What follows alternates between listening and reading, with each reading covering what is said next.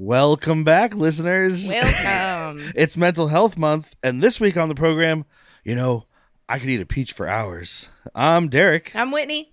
I'm a peach. And this is Bad Movies, Worst People. He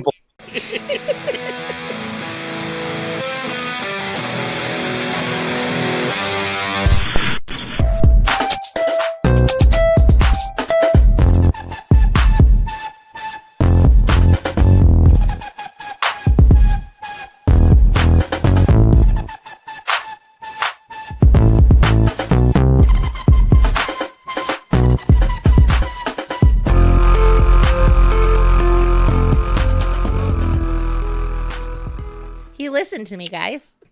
We're off to a really good start. Yeah, we are. Just a banger episode. Because this week, we're talking about 1997's Face Off. You want to take his face off? Yes. So I've been kind of waiting for this one because this thing straddles this movie, Face Off, 1997. It can straddle my face. It'll straddle your face right off. It straddles that I think it's a great movie. Yes. But when you tell me it's a bad movie, I get it. Yeah. So it is that kind of fucking weird, nebulous. John Travolta has been a good actor. Nic Cage has been a good actor. They've both done some really shit roles. I think John Travolta's dying, by the way. We'll talk about that another time, but I think we got like 2 years of that dude left.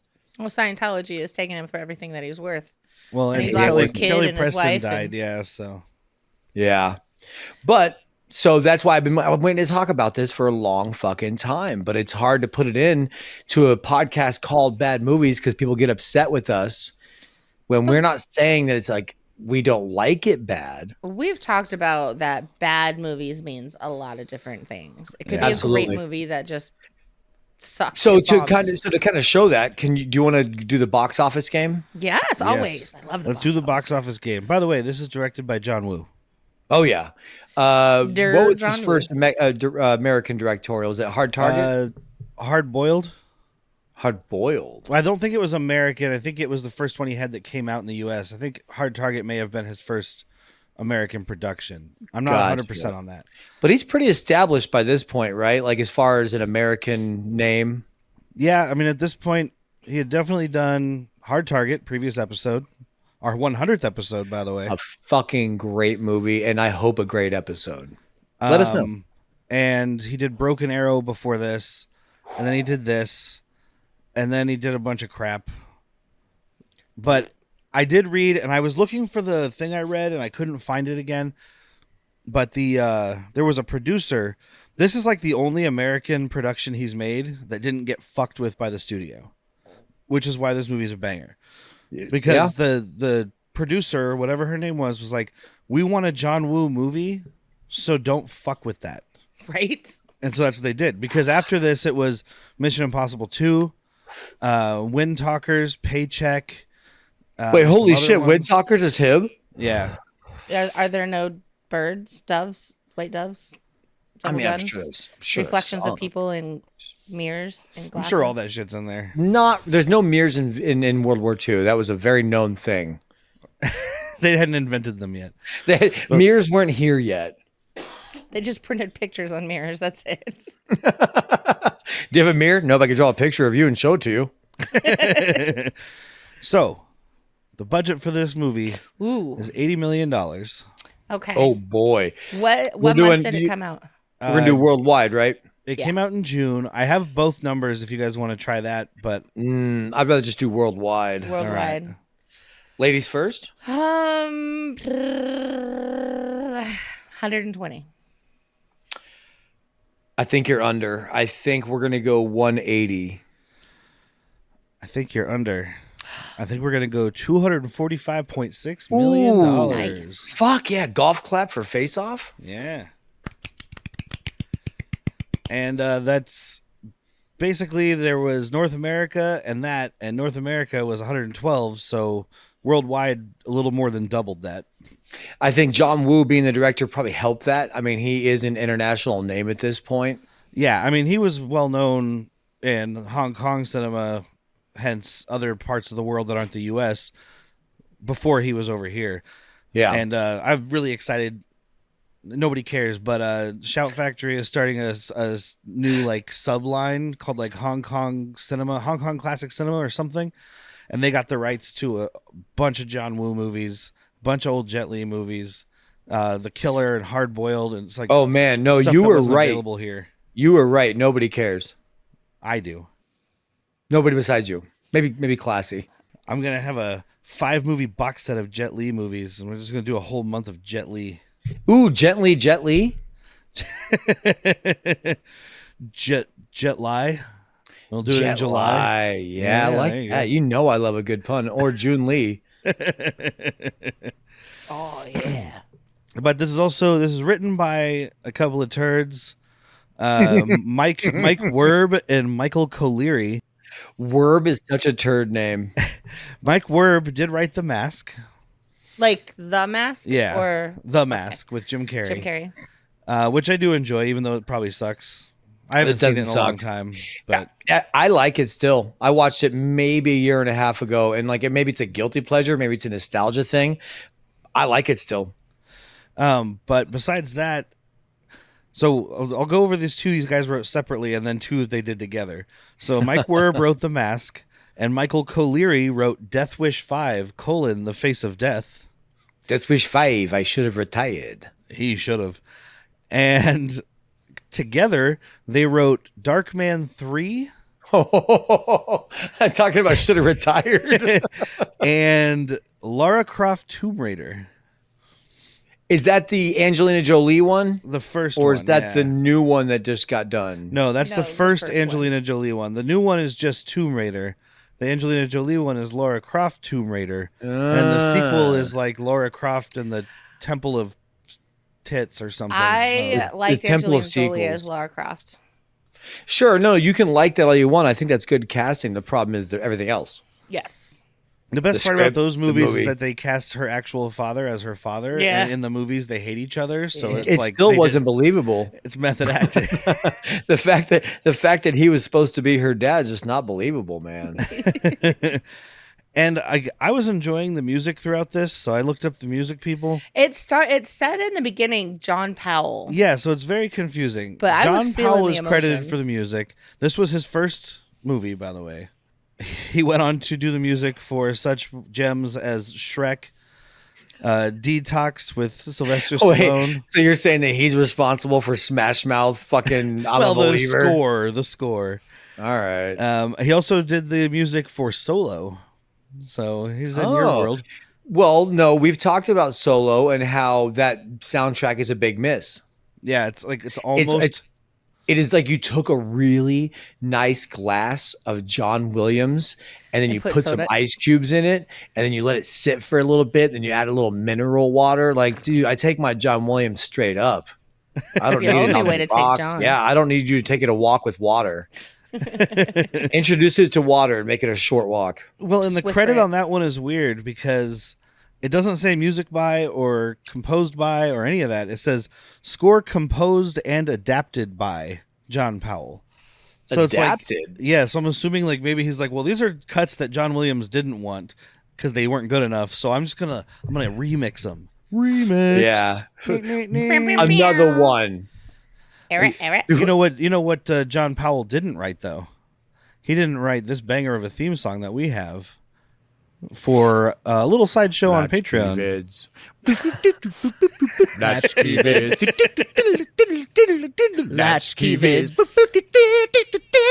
Latchkey vids. I have it loaded in this thing. I'm gonna play it. It's the best thing that I've done with my life. If you're not a patron, which thank you to all the patrons you are. Thank you. I say hi there. Hello it's only there. Hello there. This is the podcast you're looking for. But what I was gonna say is in the credits, it says music composed by Hans Zimmer Yeah, at the end credits. of this movie. But then I also read Weird. that John Weird. Powell was like a Hans Zimmer protege. Non-deform kind of. Oh, okay. So maybe he did some of it, and then this guy came in and finished it. I don't know. But Hans Zimmer put the fucking notes to paper, and this guy did the rest. he stood in front of a bunch of people and went, Well, that's composing. "That's conducting, sir." Yeah, you're right.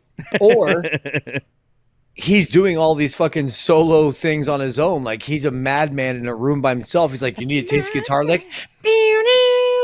You need drums. Trumpet. No, that's that Ludwig Göransson guy. That's him. For That's what he does. Because you've watched the behind the scenes for Mando, right? It's just him in a You room bet. with like a bunch of weird indigenous instruments, just like, and then I blow in this thing. Woo woo woo. Like How do you think my band found its sound?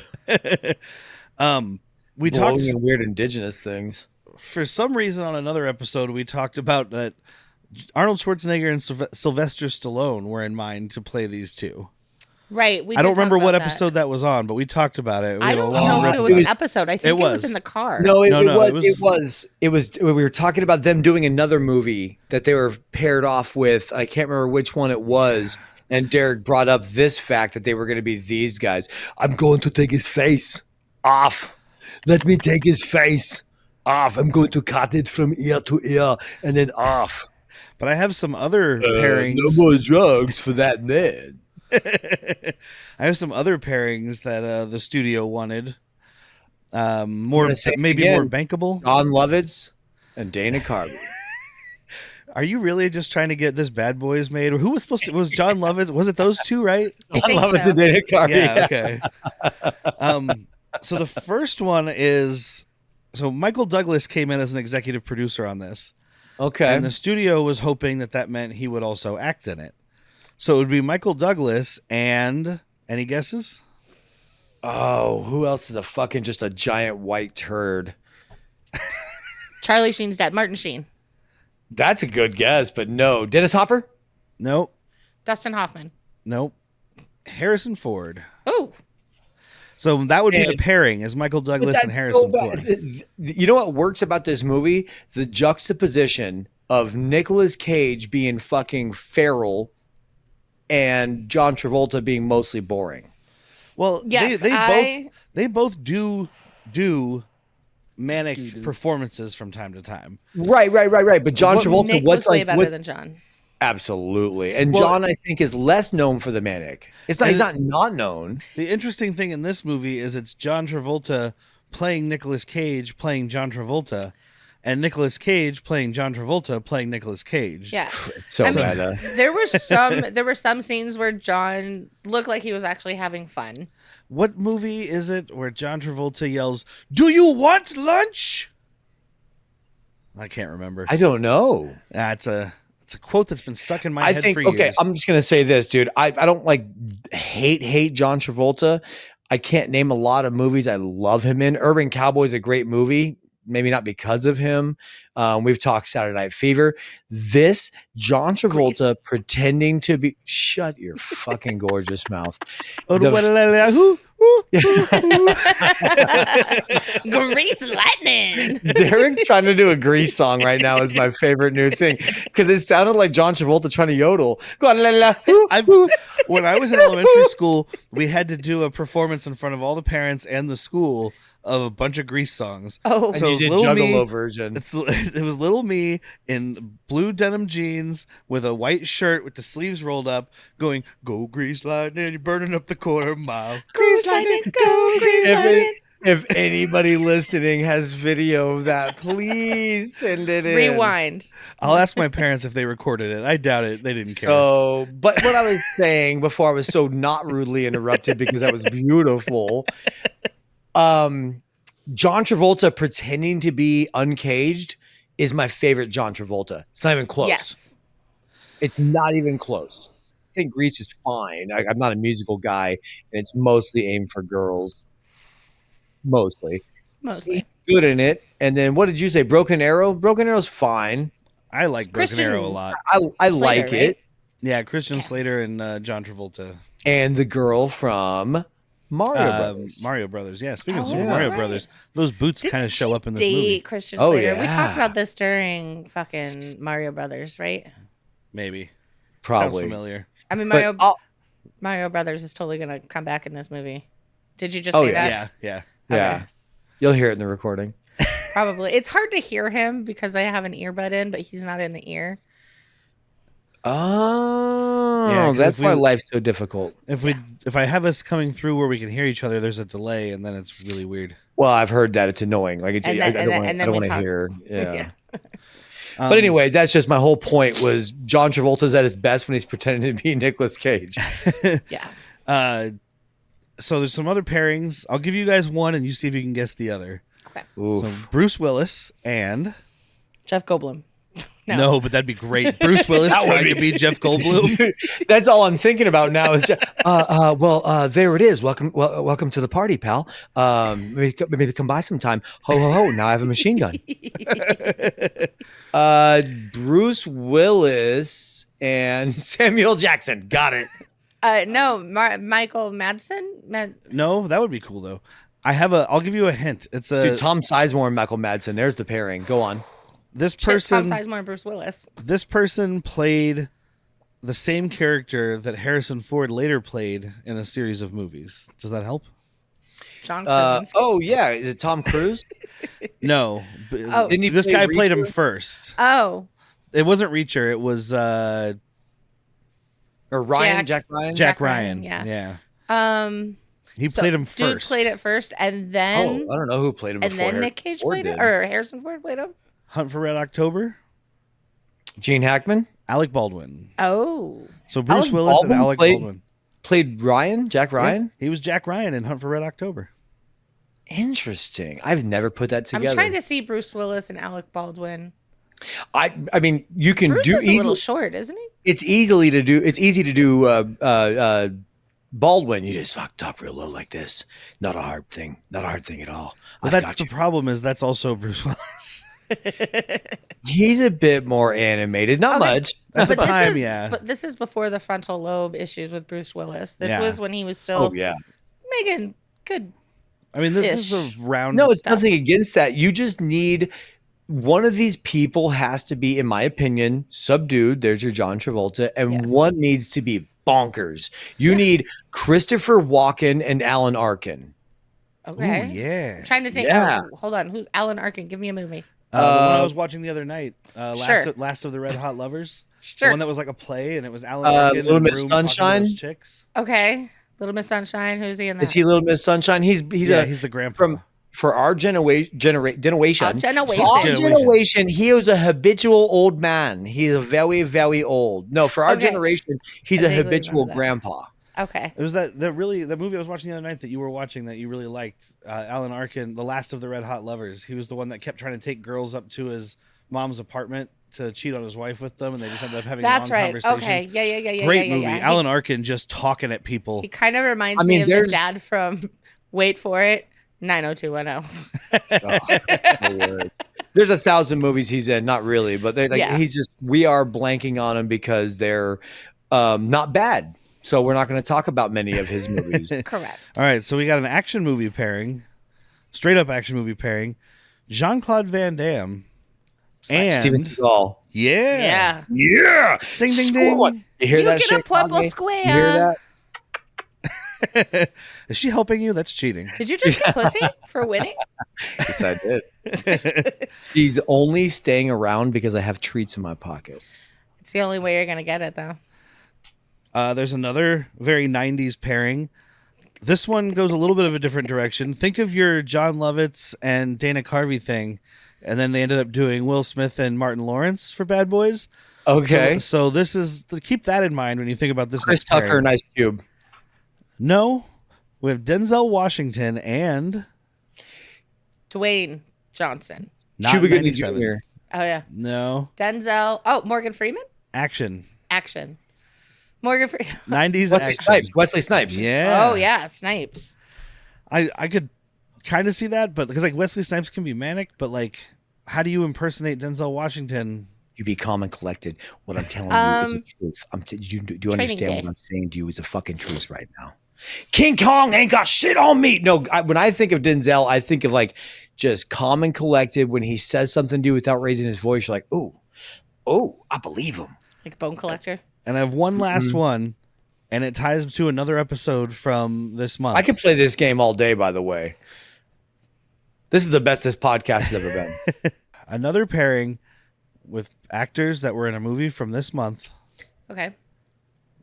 two actors that you would want if you were a studio executive to headline your movie. Okay, so we've done Goonies. We've done Welcome to the Dollhouse. Brendan Fraser. Brendan Fraser. Brendan Fraser and Elizabeth Hurley. No, is it going to be Pacino, De Niro? Yeah. Yeah. Ooh, Yeah. Why wouldn't you? Why fucking wouldn't you? that would be fantastic hey, because they did it. Hey, she's got a great ass. You got your head all the way up it. Give it to me. Give it to me. Give me what you got. I could eat a peach not as for hours. I could eat a peach for hours. Oh yeah. Now do Robert De Niro being That's Al what he was doing Pacino. before. No, You had but all the like way try up and do it. the voice. All the way up it. You want me, I Jack, want you to impersonate De Niro impersonating fucking Al Pacino impersonating. impersonating De Niro. Yeah. God. It's a what are they, Matryoshka doll? Russian nesting doll. I need Christopher Nolan to direct me with this level of inception. So there is so this is science fiction. They switch faces, right? But there have been real life face transplants. The first one was accomplished in the year 2012 on a guy named Richard Norris, who accidentally shot himself in the face with a shotgun It wasn't in an accident. 1997 when this movie came out. Wild. So he like blasted himself and he's like, God, I wish Face Off was real. And then like 17 years later, There's one doctor who's like, hey, I saw that movie. or 15 years. Yeah. Yeah, I can't math. Yeah.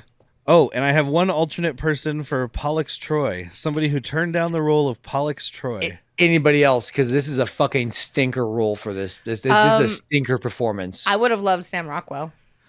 I think God, yeah. I think this guy's better than who turned the role down, though, just because I don't like him. Oh, somebody you Chuck don't Norris. like. No, he loves Chuck Norris. It's Chris O'Donnell. Hey, bro, my Marky brother's Mark? Nic Cage. Oh, bro. Hey, what was my medication? You used to fucking hand feed me stuff. What was it? Yeah, Viagra. But don't tell nobody. I take Viagra every day just in case. I don't want to get hard, but in case I have to get hard. You know what I'm saying? Got it stuck in my throat. Had a stiff neck for hours. Boom. Rim shot. Hey, guys, I'm a little autistic. They told me that my character's autistic, and I don't know how to act, so I'm just gonna say I'm a little autistic. Hey, big bro. Hey, I'm not going to lie. I would actually beat myself up if I ever met me. He would. He would. And Dude, you that's know- that's one of the dumbest casting options I've heard. This movie came out in 1997, June of 1997. There was another Nicolas Cage movie that also came out in June of 1997 that we'll have to talk about at one point. And what would that be? Snake Eyes? Con Air. Oh, Could you imagine going to the theater twice in the same month and seeing Con Air and fucking Face Off? I dream about it.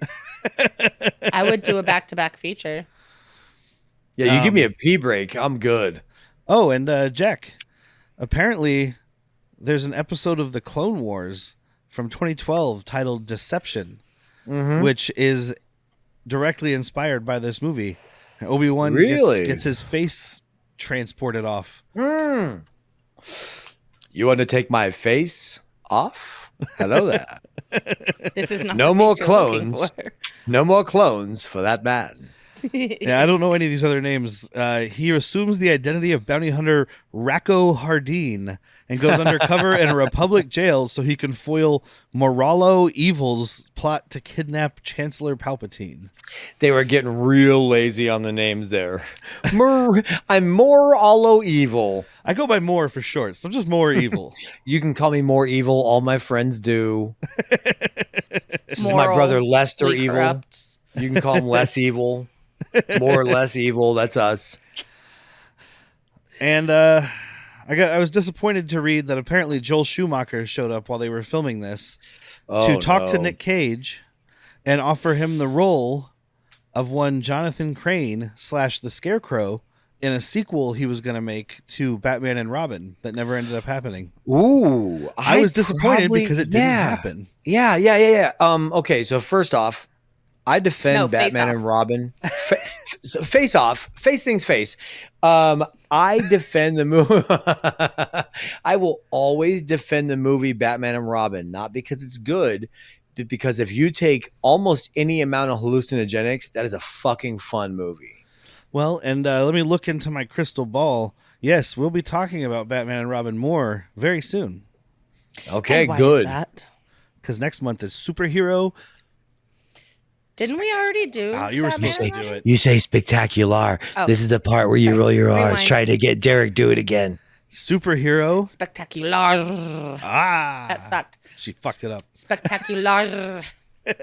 Sound like me. You're dry. You need to be moist. There it is. There's the moisture. Spectacular. But no, we did not talk about Batman and Robin. We talked about Batman Forever. Oh, same movie. But it's Very both different movie. Schumacher. It's both Schumacher though.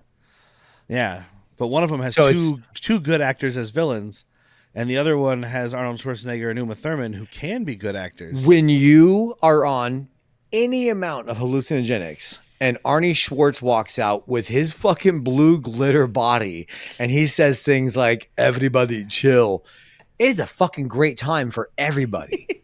So is that what we're gonna do? We're gonna eat some shrooms and then watch it and then podcast. Allegedly, yes. Okay.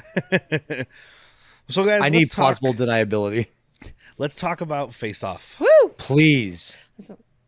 I like how they share an eye on that poster. I know. weird. It's so weird. It's like a fucking Siamese twin Cyclops.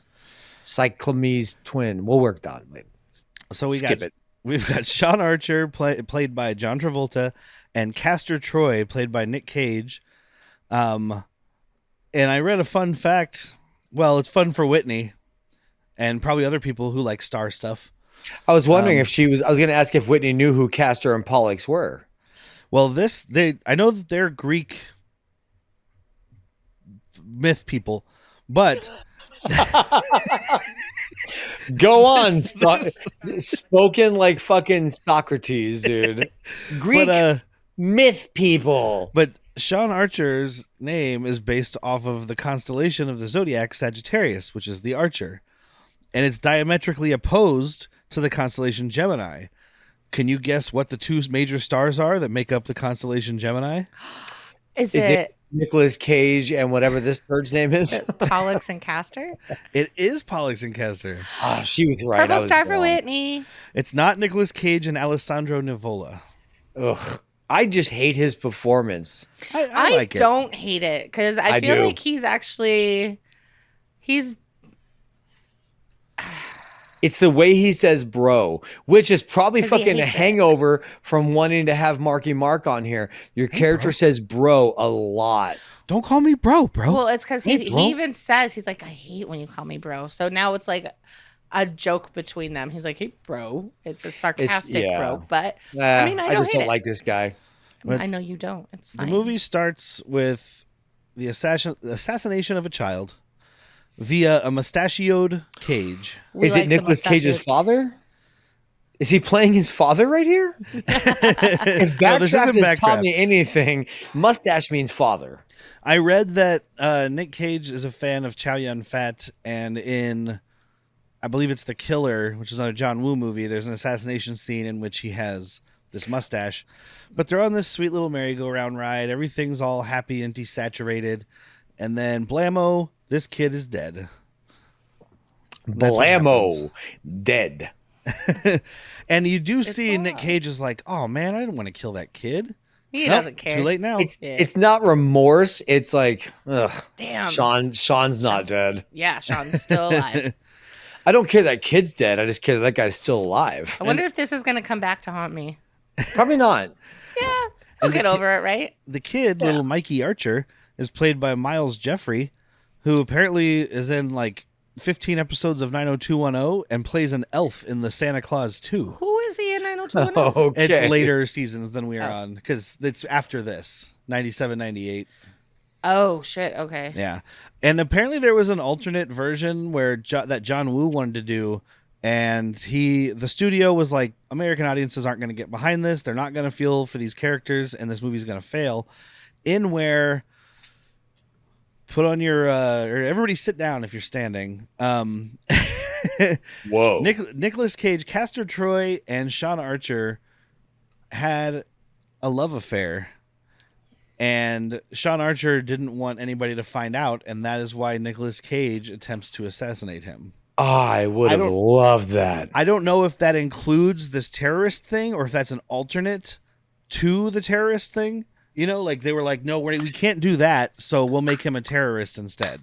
You know? Yeah. Yeah, they don't like gay people. Especially in 90s. 1997. We weren't ready for gay dudes in 97. Gay chicks we were fine with as long as they were pretty. Ooh. But gay dudes, Yeah.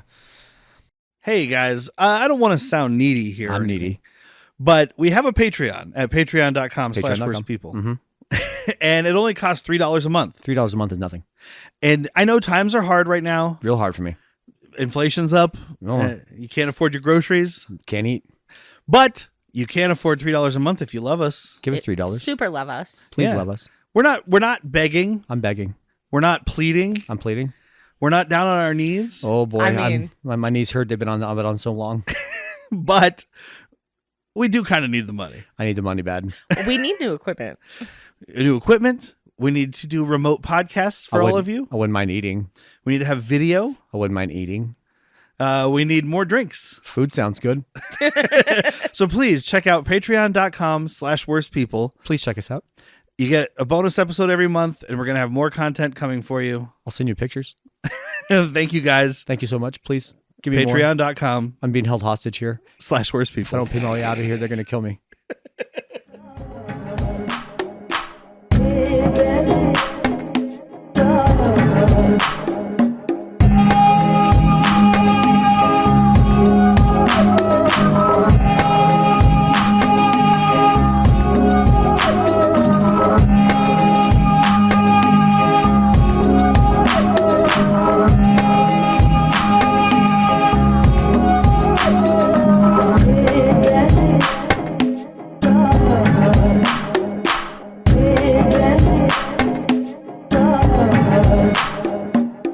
So we cut to 6 years later. We've got all these people hanging out at the FBI station here. There's Wanda, played by Margaret Cho. Which what a weird casting choice. I mean, she's at this point just a stand-up comic. And she's not funny in this movie. In the 90s, she was trying to get away from comedy and be in movies. Okay, that makes sense. Somebody else, I can't remember who else was supposed to. There was another, I read a thing about, there's another Asian actor. I mean, Lucy Liu's the only was a name I can dude. think of off the top of my... Oh, I can't think of who not it Lucy was. Liu. But and then we have Buzz, played by James Denton, who Whitney knows from The Good Witch, which is like a Hallmark show. Of It's like a course. Hallmark show, but it's on Netflix. And he was also in like 180 whatever, every single episode of You're Desperate right. Housewives. He's the guy that moves next door. Yeah, That's a And hand. he's That's also cool. he's also on The Pretender. So that one's for you, Jack. Now I'm back. I was really close to falling asleep right now when you started talking about Desperate Housewives. And speaking of Pretender? people, speaking of people you might know, I'm not sure who this character is, but Tito, his Archer's buddy, the black guy, is played by a guy named Robert Wisdom, who played Bobby Washington in That Thing You Do. Oh, Bobby Washington. But I don't know who one that of the is. jazz guys. Oh no, yeah, he had to be one of the fucking black musicians. Yeah. Yeah, Absolutely. that's what I'm thinking. Maybe one of the guys in the jam session or something like that. He's kind of the poor man's Andre Bauer. yes. I Which can resting also see him pictures. being an alien. It's like if you mixed Andre Bauer with surprise motherfucker guy. Yeah. Wait, But I see surprise what motherfucker is is- It's it? the guy from Dexter, the black cop that's all detective. of Dexter's ass. I think And there's there's that Dokes meme- or something. Dokes, yeah, and there's that meme of him just like surprise motherfucker, Surprise, small motherfucker. fries motherfucker, and all that. Yeah, it's the gift that keeps giving. It is. But so they're hunting down Nic Cage, Castor Troy, and everybody. Sean Archer is a hard ass, and everybody's like, "Dude, we need a fucking break." He's like, "You take a break when the fucking case takes a break, motherfucker." You sleep when you're dead. Yeah. Pretty much. And we see Nic Cage going to the Los Angeles Convention Center in full Cagean priest mode. Just dancing around while these choirs singing, like grabbing on this girl's ass. He's Just- method actor. He's like, oh, no one's gonna believe I'm a priest unless I fucking touch an underage person. Yeah, but wrong sex. Nah, it's all gender neutral. Also, she had to have been like over 18, right? Like, Oh, she looked Out like she here was in in the her choir. 20s. I think character's What's not supposed to happening? be. I keep keeping this down, and things are like cats here. And we have Anyway. and we meet Pollux Troy, his brother, played by Alessandro Nivola, who was in such exciting movies as Jurassic Park 3, Kraven the Hunter. But he was also it was a smaller part, but he was in that new what's that guy's name with the face? He just won Best Actor. He was in The Brutalist.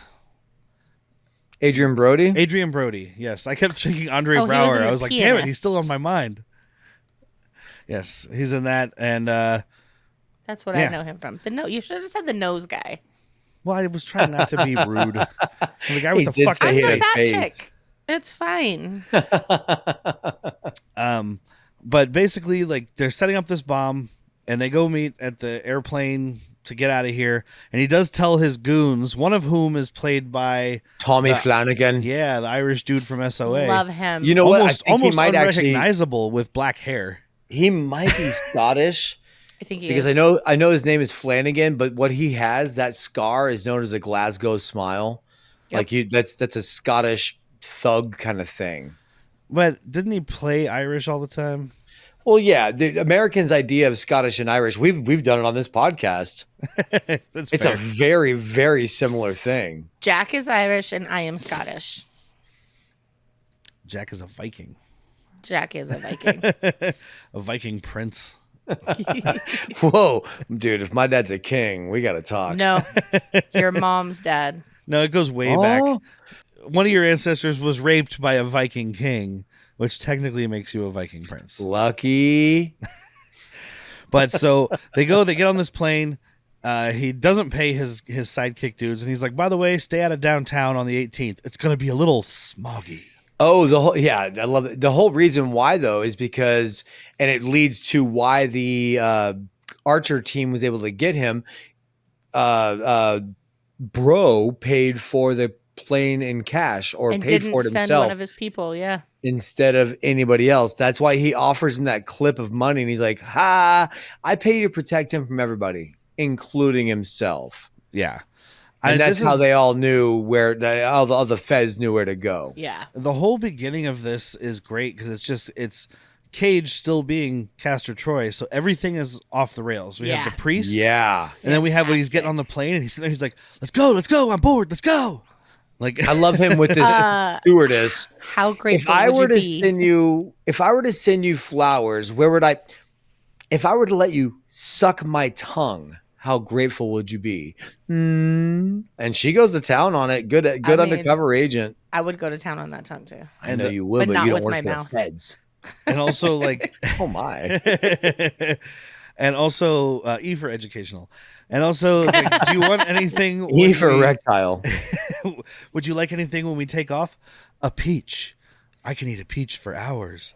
By the way, I absolutely love the fact that is the phrase that they took from the recording Peach. To- I to- could eat a peach for hours. to get John Peach, Travolta I to sync could- his voice up. I could eat a peach for hours. Peach. Me yesterday.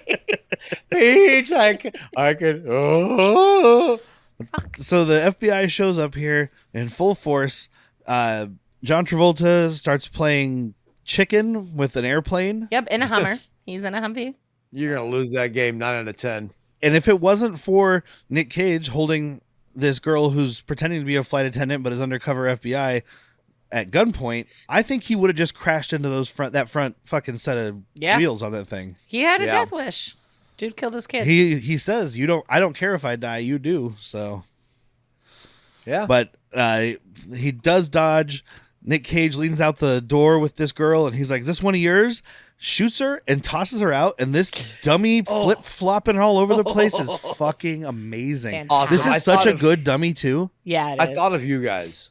Aww. Like, I don't think you need to watch this with people, but like at this point in the movie with this dummy work, I was like, I should have watched this with them. Like, this is fun. All of us would. Derek and I were just like, "Oh fuck yes!" Oh yeah. Oh yeah. It's like watching looking at the same moon at the same time. Aw, it's like we're looking at each other. Like John Travolta, it's a whole bunch of action. He ends up jumping in the helicopter, shoots the engine. This plane goes to, the Nic Cage kills the pilot, tries to drive the plane, much like Deadly Run.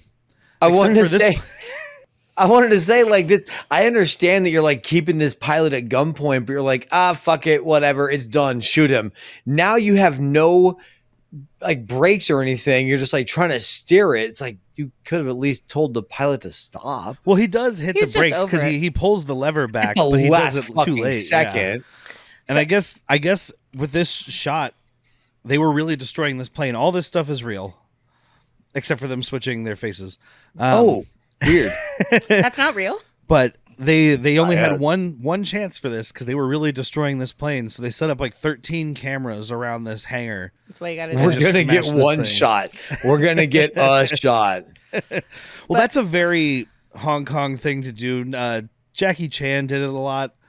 But he, on the other hand, different from this, they use like shots that make one coherent sequence. If you watch like the movie Police Story, there's a scene at the end where Jackie Chan jumps off the top story of this mall and like grabs onto these Christmas lights and like slides his way down, and there's sparks shooting everywhere and all this stuff. They got it with 3 different cameras. They show that entire travel down from every single angle. Nice. And then they show it again like 4 more times in the credits. We really, really like this shot. I don't know if you understand that. Well, yeah, he crashes into the hangar. There's a big shootout. One of these dudes gets fucking lit up with a shotgun. Yeah. This Dude, is a fun shoot 'em up, bang 'em up scene. It is. You're right. Except there's a lot of fireworks. Well, and I didn't mention at the beginning, but this is our Schlock and Load for Mental Health Month. This is the good version, like the mental health version of Schlock, right? I'm going Yeah. to tell you something I don't like in this movie that happens every now and then. The fireworks sound. Yeah. Like it's this big bada boom and it's all pew, pew, pew, pew. Like it's not what blowies sound like, dude. Trust me, No, I they know sound what like blowies this. sound. They sound like this. Wah, wah. Hey, do you know what Cinderella did when she got to the ball? Gag. It's You're more like Yeah, because I know. I was all went to Catholic school for 8 fucking years. And Whitney did notice here and a few times in the movie, because we're watching this on the 4K that I got from Kino Lorber. Definitely get that if you guys can, because it fucking looks amazing. Oh yeah. But you can see the wires and stuff, and in this case, it's not even a wire. They have this dude on a full-on rope. yeah. So when he gets blasted, and it looks like he just smashes into a rope that's hanging from the hangar in the background, but at the very moment of his ascent from Landing? Earth, you see that rope go taut and just pull him back. yeah. I didn't watch it in 4K. I did watch it in Blu-ray quality, and the stuntmen are some of the most egregious non-lookalikes I've seen in a long time. What did I say? It looked more like Quentin Tarantino than Nic Cage. When he smashes after this jet engine takes him out here. Also, we're going to talk about this real quick. Nicolas Cage hairline, not a great hairline. This style is the best to do with this hairline, that really brush is. forward, because you're giving yourself more length. Even this little widow's peak, or not little, that giant widow's peak it has right here. The Everything Dracula. is pushed forward. The Dracula. It's just the best look for this length of hair. Like, don't go back. Guys, if you have a receding hairline and a widow's peak, don't go back. Go forward. Work with yourself. Yes. Yeah, don't hold on to the long hair if it's receding, because it just makes it look like it's back even further. Don't Hulk Hogan this shit. You know what I mean? You don't have enough bandanas, guys. But during the tussle, this I guess engine under maintenance gets turned on. It's an experimental engine. Sure, why wouldn't you have one button that you push to turn it on? Nick Cage pushes Archer just past the breaking point with how's your daughter? Is she ripening? Oh, you probably shouldn't have said it like that. Right? Especially when you think you have 1 bullet left, but you have 0. That's the kind of guy he is, though, man. He's like, you know what? I'm gonna go out with a banger line. If I don't have a bullet, this is my exit. Yeah. But yeah, he gets thrown back behind this jet and behind this engine, hits the button right before he gets there, so it blasts him into this cage against the wall, and he Cage got supposedly caged. dies. Yeah, he's caged. Yep.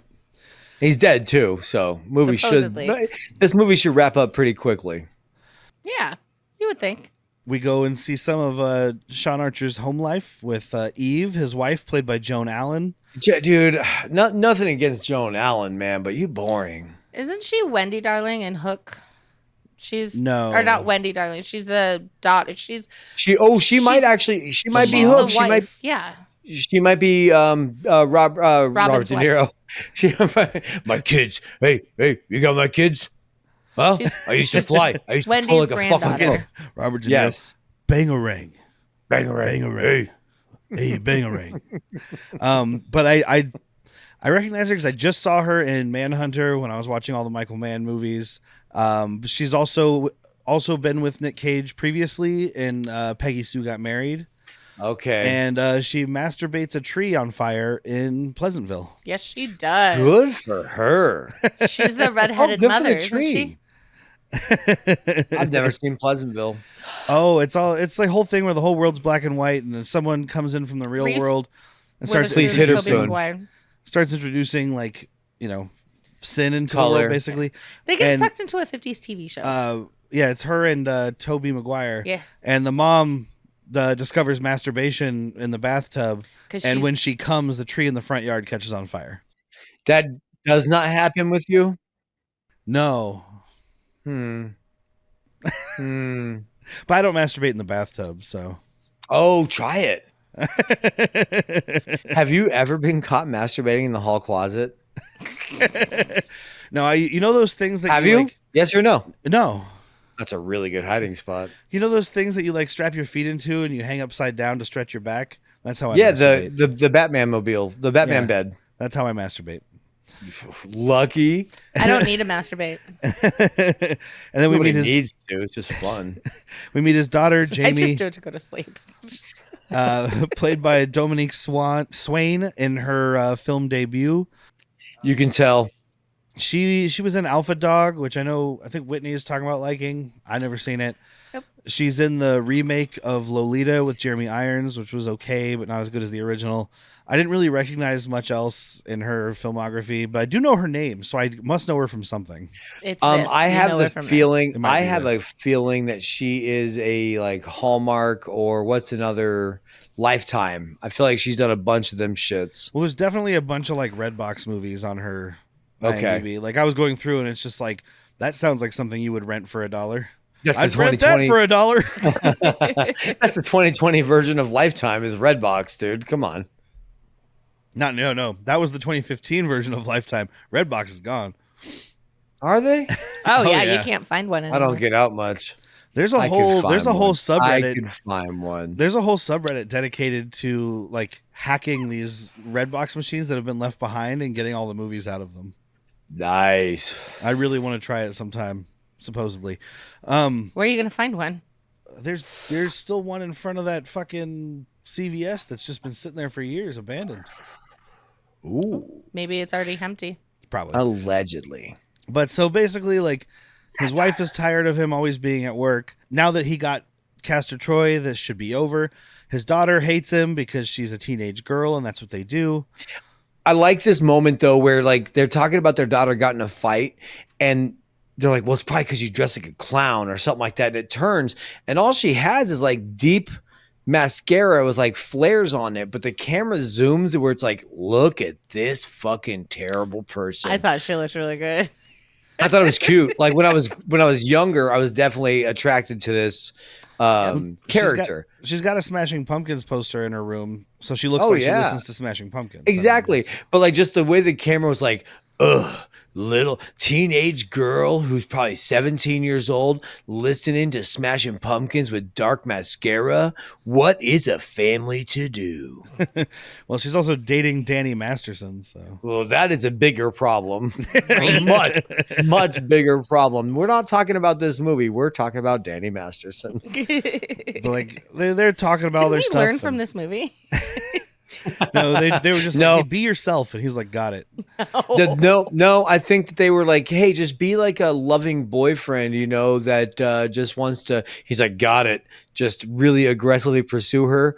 Got it. They're like, no, that's not what we got it. They're like, well, we're working with this. We only have one take. We only have one girl to destroy.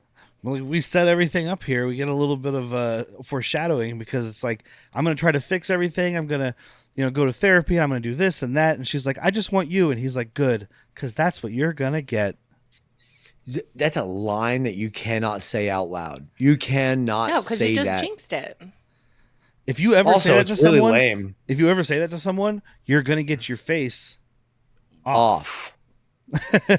Question, Jack. If I started acting differently, just randomly. Oh, I could tell. Right? Whitney, I just assumed question. you were on drugs. If you Whitney? started being happy. Yeah, like what the fuck's wrong with Jack? He's all happy now. Is he a pod person now? Whitney, question for you. Answer. This is going to get a little dirty, and I'm trying to not to, I'm but it's okay going to with happen. dirty. Do you think that you could blindfold recognize your husband's penis in a lineup? Like holding it? Yeah, If I'm or blindfolded? whatever. Yeah. Yeah. But 1000%. blindfolded, Or whatever. or like With my mouth, with my hand? well, I'm Am I saying like smelling even it? even just like all right. Or here's a better question: Do I lick it? blindfold. Would you know if it's your husband having sex with you or not? Yes. 1000%. Well, because it would be I like would win all the money. I just like if all of a sudden Derek started doing moves that he like, because obviously there is going to be a huge difference between this character of Nicolas Cage fucking and this character of John Travolta fucking. There is Yeah. going to that is, we're talking about like vanilla ice cream versus some fucking like Rocky chocolate Road. chip cookie dough with LSD in it. Like there is a big difference in flavor where she like Joan is going to be like, oh my God, I've never had an orgasm. That tree's going to catch on fire out there. Ooh, What if she got Lordy. pregnant? Oh man, that's how you get Face Off 2. We're getting Face Off 2, and that's how They she's said- pregnant. It's actually, they said that it's already in the makes this year. Yeah, because it's fucking little half baby of both of them. They both came at the same time. She had the eggs split. I'm not a doctor. Her eggs split She is. off, and she is. So she knows how to do this. Well, I heard one of the guys who was tasked with writing Face Off 2 on a podcast from like 2018 talking about how we're almost done writing it. So I'll believe it when I see it. But Show me a trailer, Something dude. about This like twins. Star Wars. oh, and speaking of sequels that we don't think are necessary, we talked a little bit about Heat 2.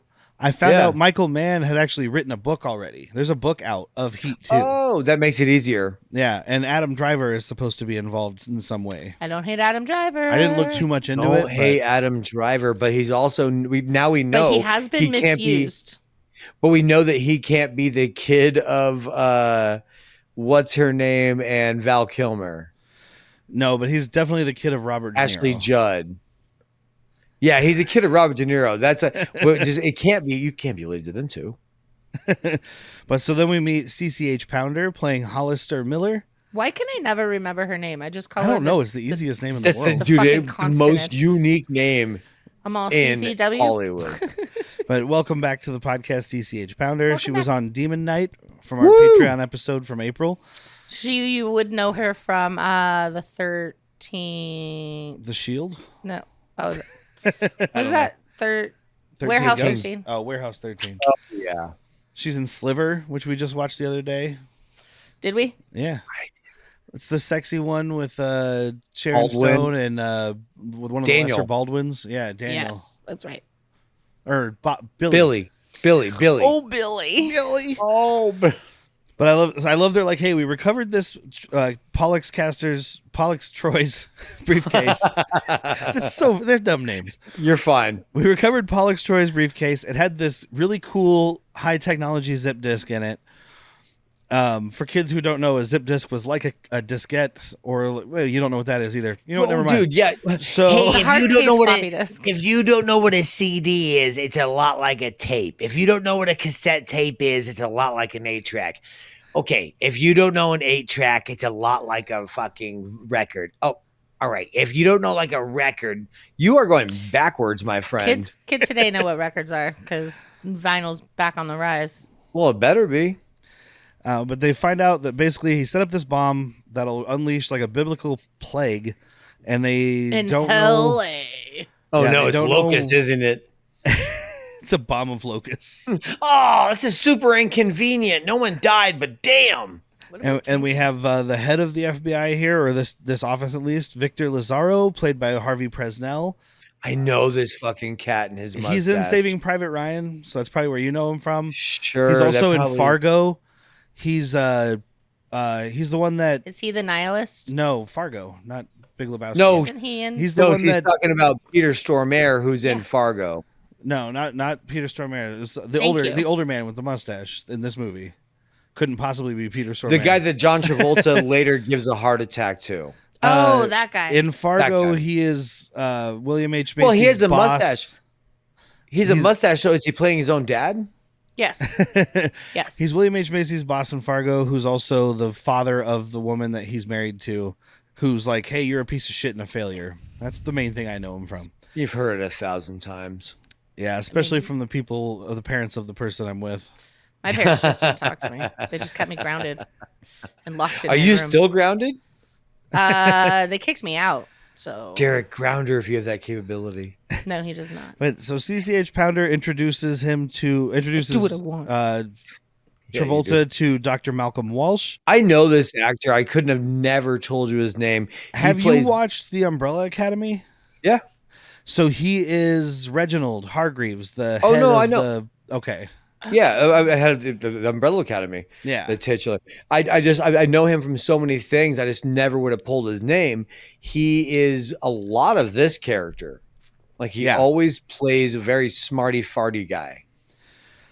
And basically they teach him all about this face switching surgery, and he's like, yeah, I'm not fucking doing that.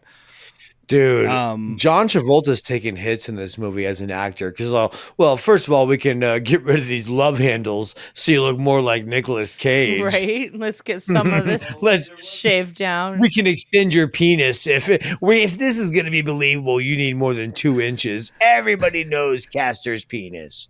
There was a bit of trivia that I read where he was like, he said, like he asked the writers if they were making fun of him in the line where now, like once he becomes Castor Troy, This where ridiculous. he's like this chin. ridiculous chin, and they were like, no, we're not making fun of you. It's that Castor Troy is so conceited that he would think that anybody who doesn't look like him is lesser than him. You're making fun. They are making fun. They're making fun. Although it's a manly chin. I mean, he's got the little Gaston dimple? butt thing going on. Yeah. My buddy Kirk Douglas had that same butthole chin, and the apes didn't understand it. When they saw it, they wanted to wipe it. You know, when we were on Planet of the Apes, you damn dirty apes, and they were trying to wipe his chin like a butt. There is even one scene when he's talking to Pollux and he as Travolta, and he's like, and Pollux is like, well, now I'm the handsome one. He's like, yeah, especially with this fucking chin. Oh, looks like I've got all the looks in the family now. I'm the good-looking one, bro. But John Travolta changes his mind pretty quickly because they go and interview some cohorts of Castor Troy, Sasha Welcome back. and Dietrich Hassler, played by Welcome Gina back to Gershon. both. Yeah, because Gina Gershon is on this month's episode of Cop Rock, The Cocaine Mutiny. Yeah, surprised to see her on that. And she'll be back in the future because she's in Red Heat and Showgirls and Driven and Borderlands and Inconceivable. Cassavetes was Blind Fury.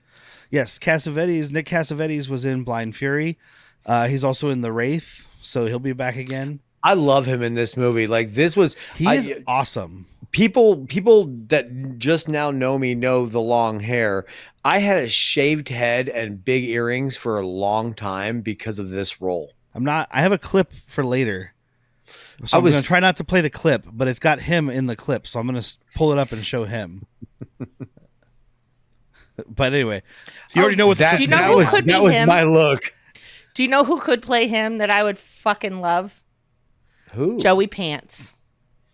Too small. And I don't mean that in the sense of height. I just mean Joey Pants needs to be like the neurotic cop or a Weasley. Think This of- guy Think of him in is Matrix, dude. Like, yeah, Weasley. He's Weasley's fucking Matrix. That's why he's a fucking lousy snitch. But like they're questioning those guys, and the big thing here is like Dietrich is not giving Archer any information, but then he just turns around like, how's your dead son? Yeah. And he just fucking puts this pistol in his eye socket, and he's like, "Oh, you know what? I did hear something. Something about the 18th." By the way, I was joking around the whole dead son thing. Like, don't take it so personally. I was fucking having a goof, man. I don't know why I got to put a gun in my fucking eye. We do have one thing we have to set up because it's an important thing for later in the movie. It's the kind of the dumbest thing that ties everything together, which is that when John Travolta is talking to those that he loves, he strokes their face. The face waterfall, which we've talked about before. Like, don't fucking touch me, man. Don't touch me like that either. Well, and the wife does it to him first, and he even looks like John Travolta, the actor, looks uncomfortable. She like goes in and he's like, oh, look, all three of us are wearing glasses right now. Like, you just streaked up my glasses. Thank you. Thank you. No, sorry. When he does it at the end, him being John Travolta, when he does it at the end to his daughter, like he moves her lip in such a way that it's like, I don't think you're supposed to waterfall that deep, pal. well, he'd already licked her in this movie. Pull up, Yeah. pull up. So we get the face-off surgery, the titular face-offing. Oh boy. There were like at least 3 different things in the IMDb trivia that were like, the only scene in the movie that doesn't have either John Travolta or Nicolas Cage is this scene because it has their dummies. And I was like, cool. Fuck off. just fuck right off, please. I'm like, Get this a trivia is so long. Stop putting stuff that was already in here.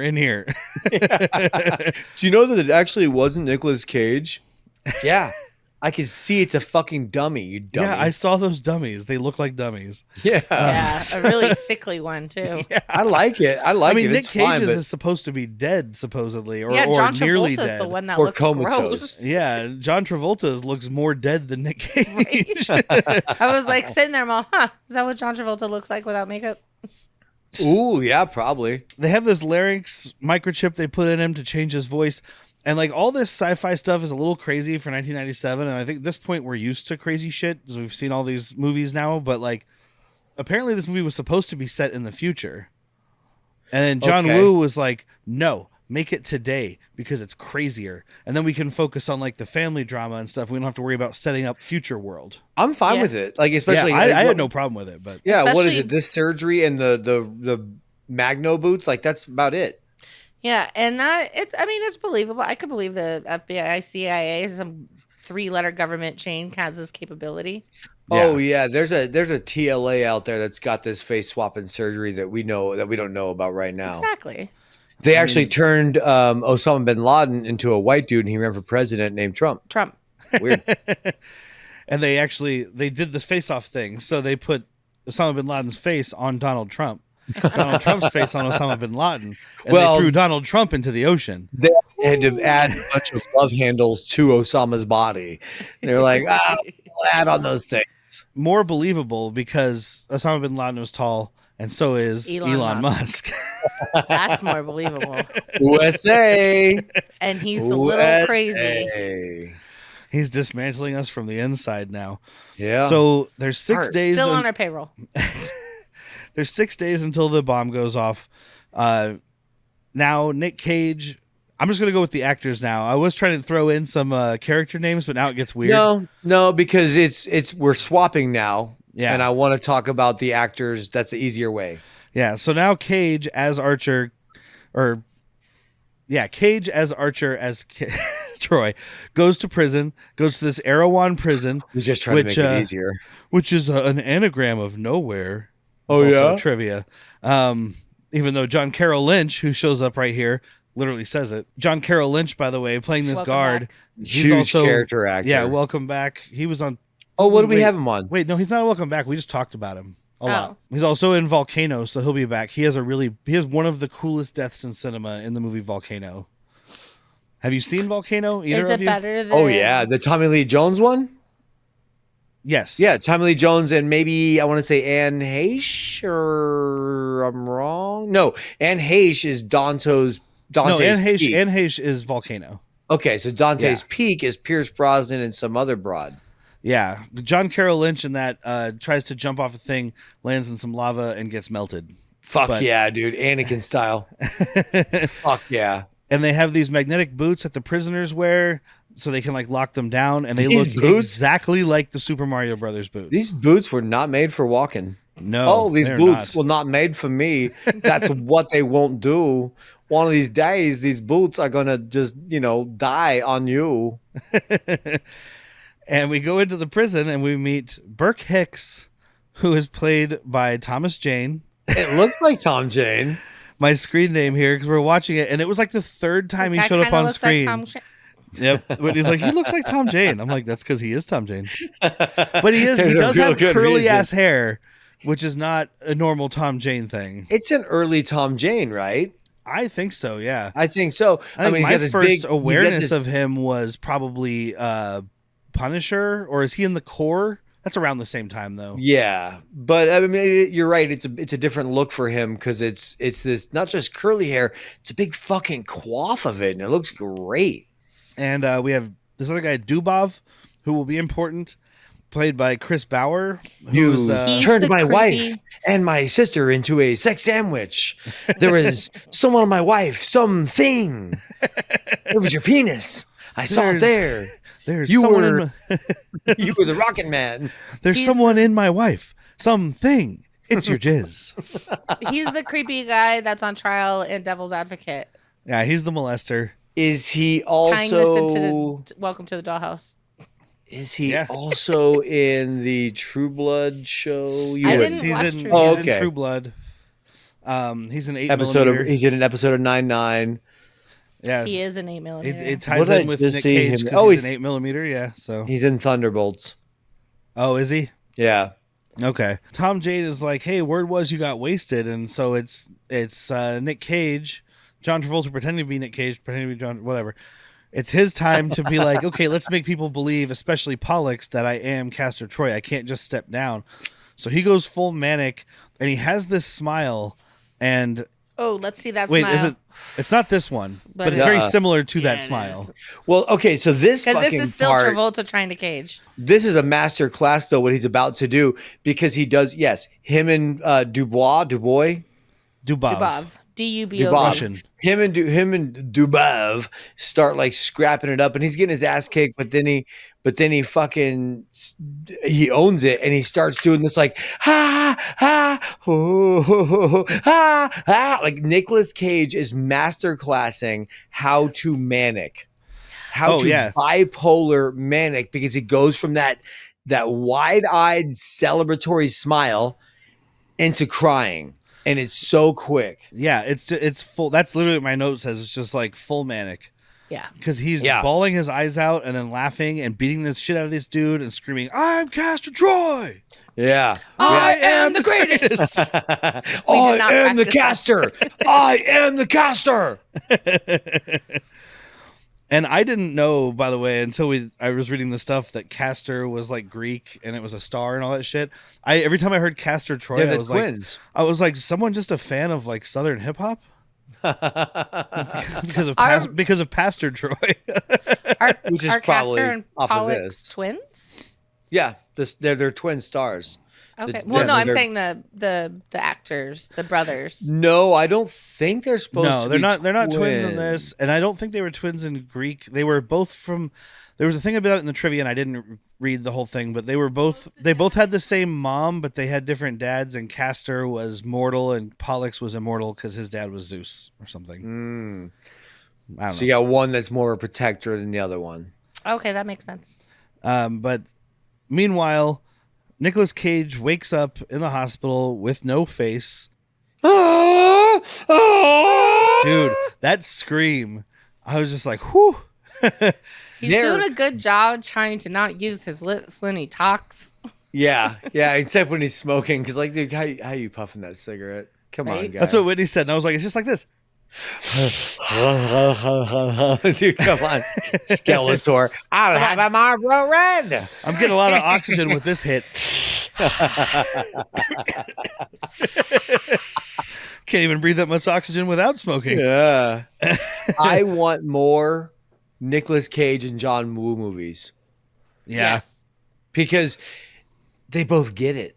They both understand what we want from them separately. them. Yeah. You know what we like about you. And Tommy Flanagan shows up because Nic Cage calls him. They bring in the doctor, Dr. Walsh, and we get one of the signature John Woo shots of people reflected in other people's. Usually it's sunglasses, Yeah. but in this case it's the only way of showing the really brutal, gross face. I guess without getting an NC-17. You see a little bit of it from like peripherals and shit right before that cut. Yeah, I never noticed that before. Like the little quick shots. But they don't stay on it. And I wonder if they're just like 1 not in second. love with the makeup. This whole thing is shot like a fucking monster movie, though. It's a lot of shadows and Nic Cage hunched over, screaming, and just like it's a horror movie for about 4.5 minutes. Yeah. And then back at the prison, it's Nic Cage trying to ingratiate other Nic Cage trying to ingratiate himself because we still have a Nic Cage on the other side. Trying to ingratiate himself with This is Pollux. Nic Cage's face. Yeah. And he's like, dude, you're so paranoid. Aren't they giving you your medication? And he's like, because he's What is he's my paranoid. medication? Yeah. What is my medication? And then he's like, dude, I know what it is. It's fucking Blickaball or whatever he says. Valex. Valex or something. Valtrex? Yeah, it's a V with an X somewhere in there. Valtrex. It's for your herpes. I was like, Valtrex is our I herpes have medication. hand-fed you Valtrex ever since you fucked that It prostitute keeps you without a from being- condom. It keeps By you the from way- being paranoid. I told you to not fuck that bitch with a condom. Who told you to wrap it up? I did. Now you have Valtrex. I have to hand feed you, bro. But like Pollux gives up the goat really quickly here. Like if Nic Cage hadn't woken up, this would have been like the smoothest, most expensive operation in American history. Absolutely. So smooth. He's like, that bomb was great, dude. It belongs in the Louvre. Well, I guess the LA Convention Center will have to do. Well, fuck you, idiot. Thanks, pussy. Deuces. You're so pathetic. But then it's like, oh, by the way, Castor, you have a visitor, and in comes John Travolta. And Castor, fucking Nic Cage is like, what the fuck, dude? Just This can't be instant. good. Yeah. Well, fuck. And we don't see it really, but they do quick flashes to he that's just my burnt. face. He burnt all 3 people who know that this happened. Yeah, the only 3 people. I mean, there were other surgeons there. There were like assisting doctors and stuff, and I only saw the 3 people in the flashback, but maybe they all went into hiding. I don't know. All they said was that it was a fatal fire. So maybe he did burn them all. We just saw these guys. They were the ones tied up and covered in gasoline. He wanted to make sure they were gone. Yeah, the rest. Those other guys didn't have names. They didn't have the names of who they were surgerying. Production forgot who they had that day. They're like, what are those extras' names? I don't know. You know what? Fuck it. Who cares? And we get one of the big lines from this was Travolta looking at Cage. He's like, it's like looking in a mirror, only not. Ooh, there's someone in my face. Someone. And I think you actually, Derek, maybe Whitney did, sent me the reel or the image or the Derek did of a die. And like it is John Travolta's like, whoo, that was fun. And he's like, well, I got to get out of here. I've got a government job to abuse and a lonely wife to fuck. Yep. She hasn't had an orgasm since when did I kill your son? Since then. September 24th, 1991. Last time your wife had an orgasm. It's on your son's tombstone. I mean, it says in her diary, it's been 2 months since we've made love. Yeah, but it's been 10 years since she had an orgasm. There you go. I only remember the date because it was in the IMDb trivia, and it was like, that's the same day that Nirvana's album Nevermind was released. That's why he didn't fuck her. He was so busy. He's like, dude, babe, Nirvana, this new band, bangers. He's like, I really love the music, but I have to listen to it a see lot him to going understand really anything far. this guy is saying. I don't know what I'm saying. My mosquito, I am a libido. So then we get seductive Cage Volta like trying to get with Joan Allen, and then she goes to work, and he's trying to get with his own daughter. Yeah. Hard Get a question brand new mark. bag, dude. I mean, he does got a brand new bag. It's Nic Cage's bag. Yeah. He's only got his her dad's face, not his balls. I mean, we already saw Nicolas Cage groping what I still think, I know what you guys say, an underage choir girl. Well, I read in the trivia that Nic Cage almost didn't take this because he wasn't thrilled about the idea of playing the bad guy. And then he found out that he's only playing the bad guy for a short amount of time. And I was like, well, technicalities, Nick. Technicalities. Like, also, what do you have against playing a bad guy, Nick? You're good at it. I mean, I think at the time he was on the rise, so he didn't want to. He didn't want to get typecast. You don't play a villain while you're that level of star, generally speaking. So. Tell it Why to not? Gary Oldman. Well, Gary Oldman's an exception to every rule. Gary Oldman. Yeah, he's acting. You know what? Would you be shocked right now if I ripped my face off and Gary Oldman was on this podcast? No. It's funny because I was waiting for you to say something nice about Gary Oldman, and I was going to go, gotcha! He's that good, people. He is that good. But so we find out Pollux is getting released from prison because John Travolta made a deal with him. And Nic Cage has this freak out like, I'm Sean Archer. There's a bomb at the convention center. And John Carroll Lynch just kicks him out. And he's like, no, get down in your basement cage, weirdo. Look at it from this guard's point of view. One of the most wanted villains in America is like, hey, I'm actually the guy that caught me. Look at him up there. That's me. I'm him. Shut the fuck up. He snapped quick. Wow. Yeah, I did. He's barely been in there. He's had very minimal anal torture. Like some, but not a lot. I mean, like by prison standards, he's had it pretty easy. We haven't even electrocuted his brain yet. Right? Not one person has put car batteries up to his balls. I don't know what he's fucking freaking out about. Like one of the big things that should have called attention to the change here, or at least that something was going on, is that John Travolta gets back to the office and everybody's like, holy shit, dude, I'm really sorry Tito died because he's like your best friend. And he's like, yeah, shit happens. Because earlier when they were all celebrating him catching Nic Cage, he was like, who's celebrating? Is it fucking Pixel Dust or whatever? I want to bring it up because there's Williams, one name. Winters. There's one name that always made me laugh because he says names. He's like Williams, Winters, and he pauses. Pinkus. And I as a child, I laughed. I'm like, Pinkus?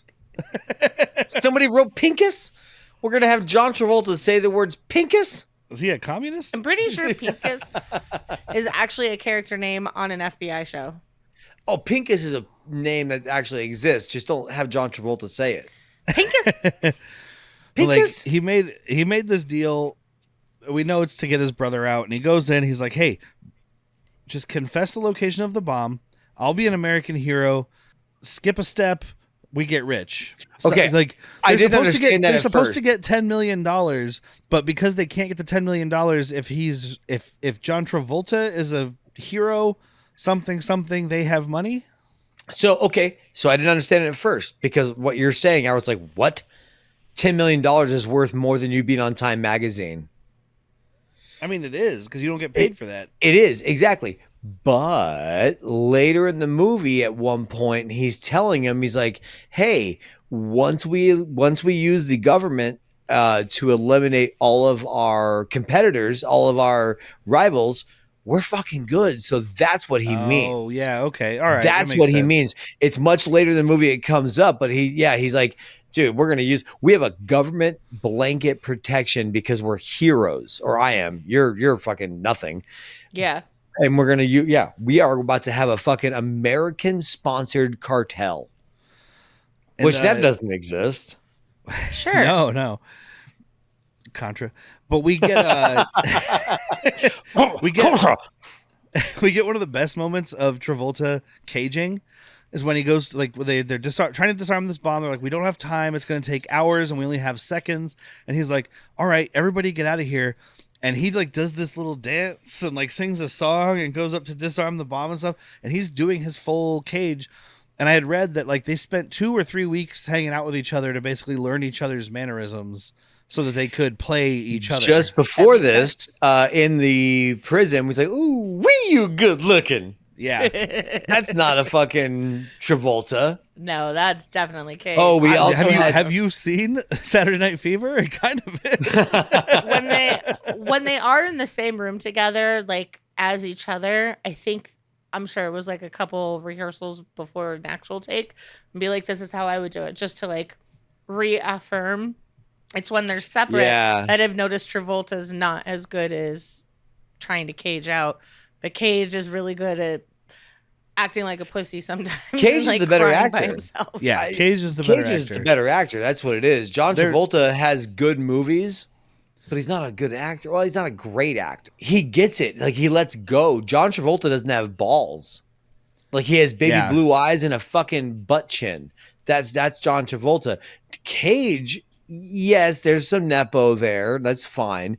But it's a good nepo. Like, it wasn't. But he found himself. It was, yes. He got small roles like early on from nepoing. He didn't get to like go and direct a movie like Destry Spielberg or something. He fucking blanketed his shit. Like, Nicolas Cage with his roles is like a frat boy trying to have sex on a Saturday. He's gonna hit on every girl, and he's eventually gonna find one that's actually good. Well, especially once he got into his real estate financial troubles.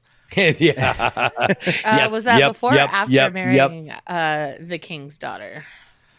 I'm not sure, but like, we get a bit of a Elvis reference in this way earlier when he did the experimental engine. Hints of looks like Elvis left the building. Yeah, like I was looking at my 365 days of Cage list last night, and I was like, how many movies do I have left from each like decade? And it was like the 80s, I had 7, 90s 9, 2000s 14, 2010s 28, and I've watched a bunch from that era. So, that's a deep fucking era, deep catalog. That's when he was just taking anything, like you said. I mean, like I mentioned earlier, Gina Gershon, they're in a movie together called Inconceivable, which is inconceivable. You would hope, but it was basically just a really bad Lifetime movie, but with good actors. Like, I'd rather watch. I don't understand what that means. I'd rather watch a bad Lifetime movie with like dead-eyed Canadian actors than a bad Lifetime movie with like Nic Cage and Gina Gershon. Oh yeah. Okay, now I get what you mean. Yeah. No, well explained. Thank you. He starts asking Tom Jane about if there's any way to break out of prison, and he's like, "No way." Like, what? How can I get my boots off? Only in the clinic. So he goes up to this guard and attacks him for cigarettes. This plan is so stupid, by the way. This plan is so many things depending on luck, and that's fine. I'm not trying to trash in this movie because I'm going to watch this movie probably 7 months from now, dude. Like, someone's going to suggest it. I'm like, yeah, put it on. Like, he gets taken into the room where they do these like shock treatments on people.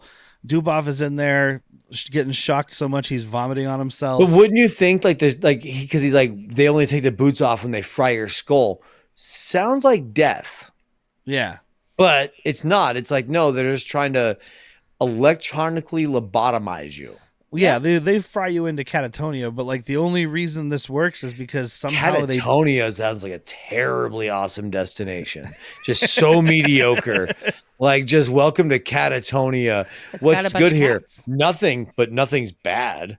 There's also, but there's everything's okay. Yeah, everything's okay.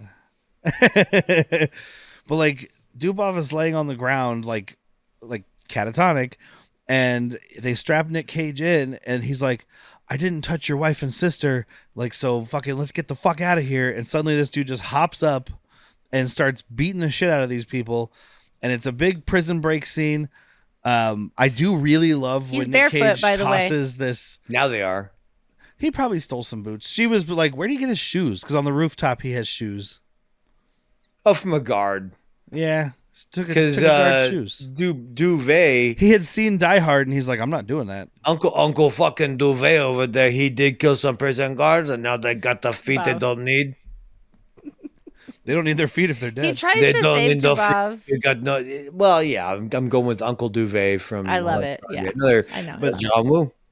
But I really like the part Nic Cage tosses this, for some reason, giant glass jar of sulfuric acid at these guards and shoots it, dude. It just melts these dudes. I mean, makes no sense, but I love it. Yeah, why is that in this room? I don't know. Is it cool? Sure. Yeah. Excuse me. Hence the schlock and load part of this episode. Exactly. If it's cool enough, the logic doesn't matter.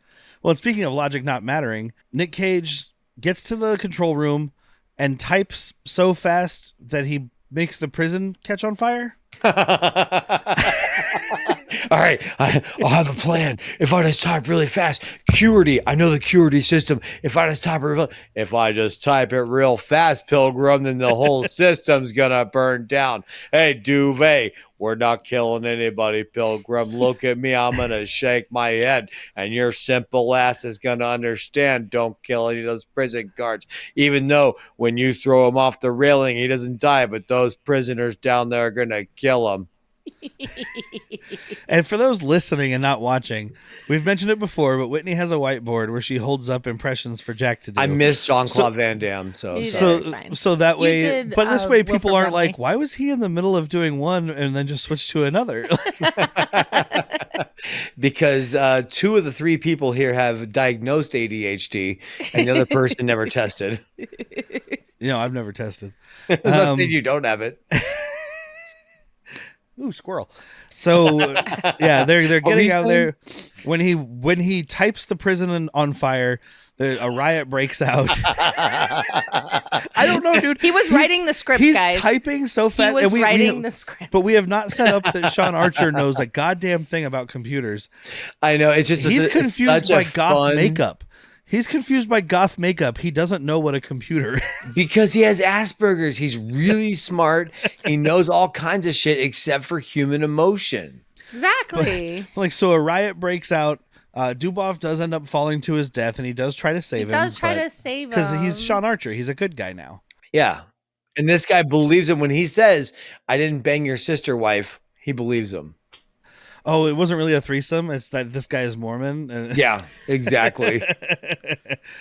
But he escapes only to find that this prison is on a floating oil rig and he's fucked. Well, luckily you got Bruce Willis and Ben Affleck on the one rig over, and they're going to the Yeah. moon over in a fucking Armageddon. Armageddon! And this chopper comes up and there's a whole like shootout with a chopper. Schwarzenegger. But like I was Get away from the chopper. we just watched this movie when I got this 4K last year or whenever it was. And I was like, okay, so he's going to jump on the chopper and take it. No, he just jumps into the ocean, which is what he was just despairing that he couldn't do. And still swims somehow away. makes it. Like, I Yeah. mean, the shore isn't that far away, but this is still like a solid Alcatraz distance. There was some I was other gonna say boats I was out gonna there. mention Alcatraz. It's so funny that he did this, and then Margaret Cho, is that the actress's name? Yeah.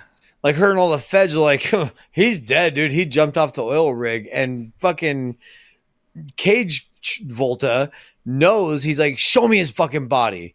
I want Yeah. to see it.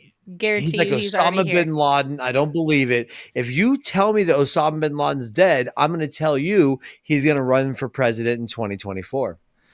That's Travolta, by the way. Cage Volta is Cage, and Travolta is Oh, Oh my God. because he's a Coppola. I Okay. have no capacity for this. right? But yeah, like he's already here. So like Nic Cage does get to mainland. He calls Eve. I The thought you man said it you was think your Travolta. husband isn't. Leave me alone, please. Goodbye. Prank caller. Prank caller.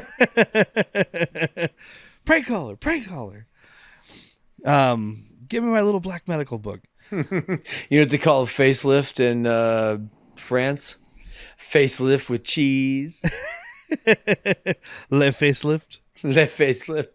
But he tries to call Lazaro, and Travolta answers. So he ends up going to Dietrich, and he also calls himself out because like, who is this? And he's like, you know. Well, yeah, he goodbye. says he's like, this is Travolta answers the phone. This is Sean Archer, and he's like, well, if you're Sean Archer, then I guess I'm Castor Troy. Click. Because obviously Travolta knew he was going to try to call. Well, because he was trying to get to Lasagna And Heck, I love lasagna. Dude, if his name is Lasagna, this heart attack makes a lot more sense. exactly. Why do you think I went there? I've got ricotta in my I have veins. 4 cheeses a day for the Ricotta. last 58 years. I have 4 cheeses a day. I just went to the doctor and he said my arteries are clogged with ricotta. You got the I went to the mozzarella. doctor You and got guess what he told me? You're gonna die. But so he goes to Dietrich, who has the great line, "What's the matter with you? You look like you just fucked your mother." I love that line. I don't know what You that need means, it? but Well, he follows it up with like, you gotta relax, man. You look tense. yeah, so he gives him his big gold guns. It says and some he drugs. says mezcal, doesn't he? Yeah, there's mezcal, which is just But it's not That's just what he mezcal. puts in his. Well, that's what he puts no in the. mezcal is the tequila. Oh, Mescaline but what a is he drug. putting? He's breaking open a capsule. I don't know what he puts in there, but It's I a blue want it. pill. It's a blue pill that ain't Viagra. I do want it. You don't? I do. Oh, okay. Thank God. Looks I like thought you were a about lot to- of I, fun. dude, I was gonna make a new fucking podcast friend right now. And I love the thing where he's like, the code for his alarm is his dead son's birthday. How do you know so much? I sleep with his wife. And they're all just losing their shit. One more lesson on fucking manic bipolar because he's like, I sleep with his wife. Cry face. But then we get probably the most quoted part of this movie, at least for this Us. group of people. Yeah, for us. I'll give you the beginning, but then I have the rest of it as a clip. Okay. It's a very long scene, so I cut out the first part because it adds a lot to it. But they're like, well, what do you want to do once we get to the super cop? You want to get out of town? He's like, no, we're not going to get out of town. We're going to kill Sean Archer. We're going to get this guy at his house where he's fucking vulnerable. And this guy that looks kind of like Fred Savage is like, what do we Ooh. do when we catch Super Cop? And he's like, I want to take his face off. And then we get this clip, which is just, mwah. Just watch. We can taunt it too, but Yeah. Face. Yes. His face off. Eyes, This is like me trying to explain shit on mushrooms. skin coming off. And this is just anybody listening to me. who's also on mushrooms Face Look at Fred Savage. though. And then this is the best part right here. Plop. No more drugs for that man.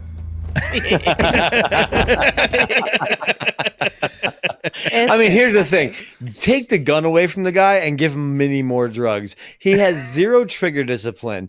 I am fine with people having guns. Guns and drugs, not good bedfellows. You have no trigger discipline whatsoever. After I take that fucking gold-plated, it's some form of 1911. It's actually very similar not a to... Desert Eagle? They're not Desert Eagles? No, those are 45s. I'm almost sure. Oh, of it. okay. It could be...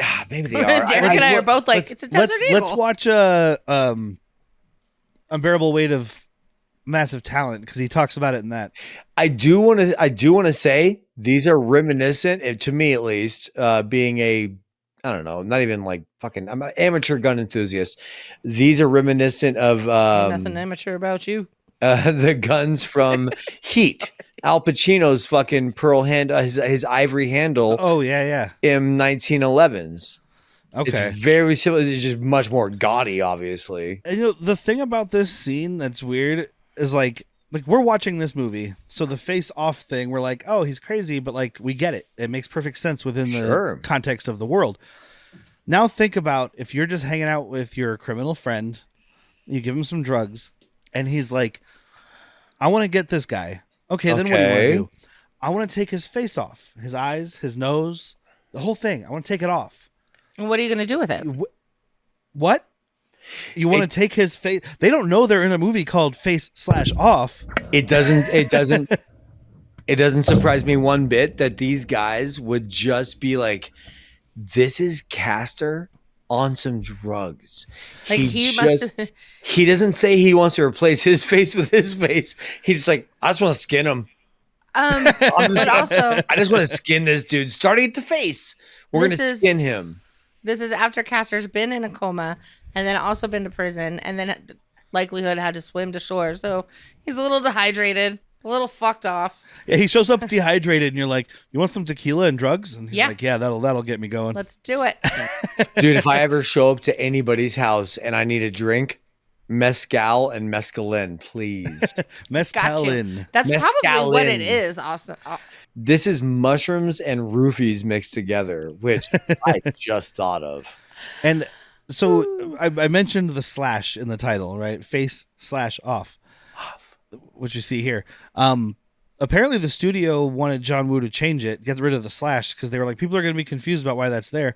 He wanted it for the exclusive reason that he didn't want people to think it was a hockey movie.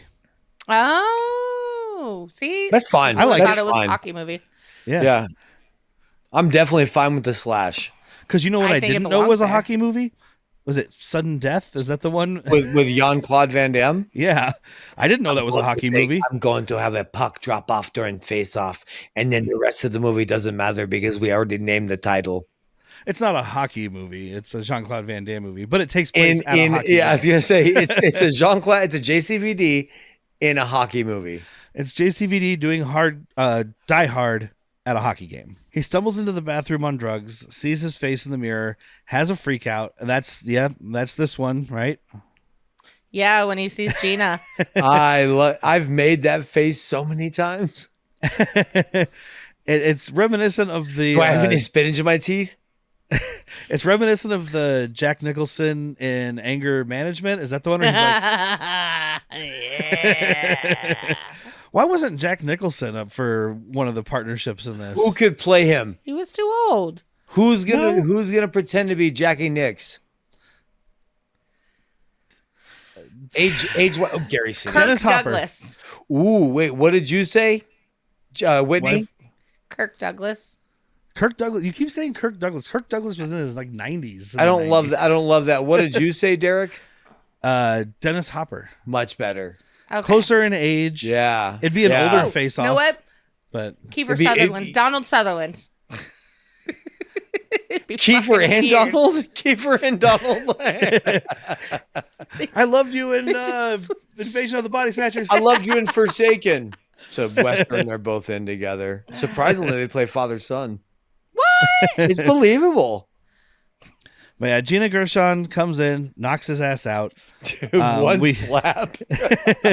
We go back to He's on drugs, people. we go back to Travolta's house. This is where we have Danny Masterson. Danny Masterson playing Danny Masterson, trying to rape this girl.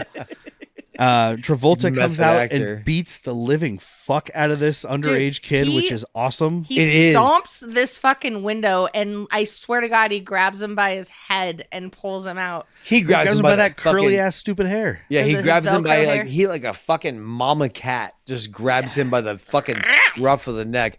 I love it because even like Castor Troy's character, now John Travolta, is like, hey, look, you seduce women, you manipulate women, you do not rape women. Yeah. Like because that's his whole thing is like, dude, if I let you suck my tongue, would you be grateful? He's never like, hey, bitch, get over here and suck my tongue. Yeah. Like Exactly. he's a bad guy, but he's not a bad enough guy to rape. We find out that's his go-to move because Gina Gershon even says like, "Oh, you ever give me was let me suck your tongue." So, Hey, But- I'm not here to kink shame. it is interesting. Like this movie is 1997, and John Travolta basically does like a "you were asking for it" line kind of to his daughter. He's like, "You dress up like Halloween, and ghouls will try to get in your pants." And But she even says though, she's like, so I get raped. I'm about to get raped right now, and it's my fucking fault. yeah, she calls it out, which is why I appreciate this being 1997 and having that line where the girl who was the victim Bring back calls the 90s, out that dude. bullshit. Well, no, because Yeah. nobody did that in the 90s. That was the go-to believable thing. Was like, well, you were asking for it. Well, it's Yeah, still 90s is the today. height. Well, it is But, now. but 90s again. was the height of like, well, look how you're dressed. I wouldn't say it still is. That was more it in is the again. 80s. 90s, Early is big 90s. on that. Later 90s, it was. Well, no, I guess In you're the, right. In 'cause the 2000, 2010, late 2000s, 2010s, people started to understand that it's not the victim's fault. But then America fell back in time. instead Yeah. of teaching Yeah. your women instead of teaching girls how to dress properly, how about you teach boys not to rape people? Yeah. I'm also But- going to do that and teach girls how to stab. Yeah, because he Yes. turns it around and he's like, okay, cool. Here's this knife.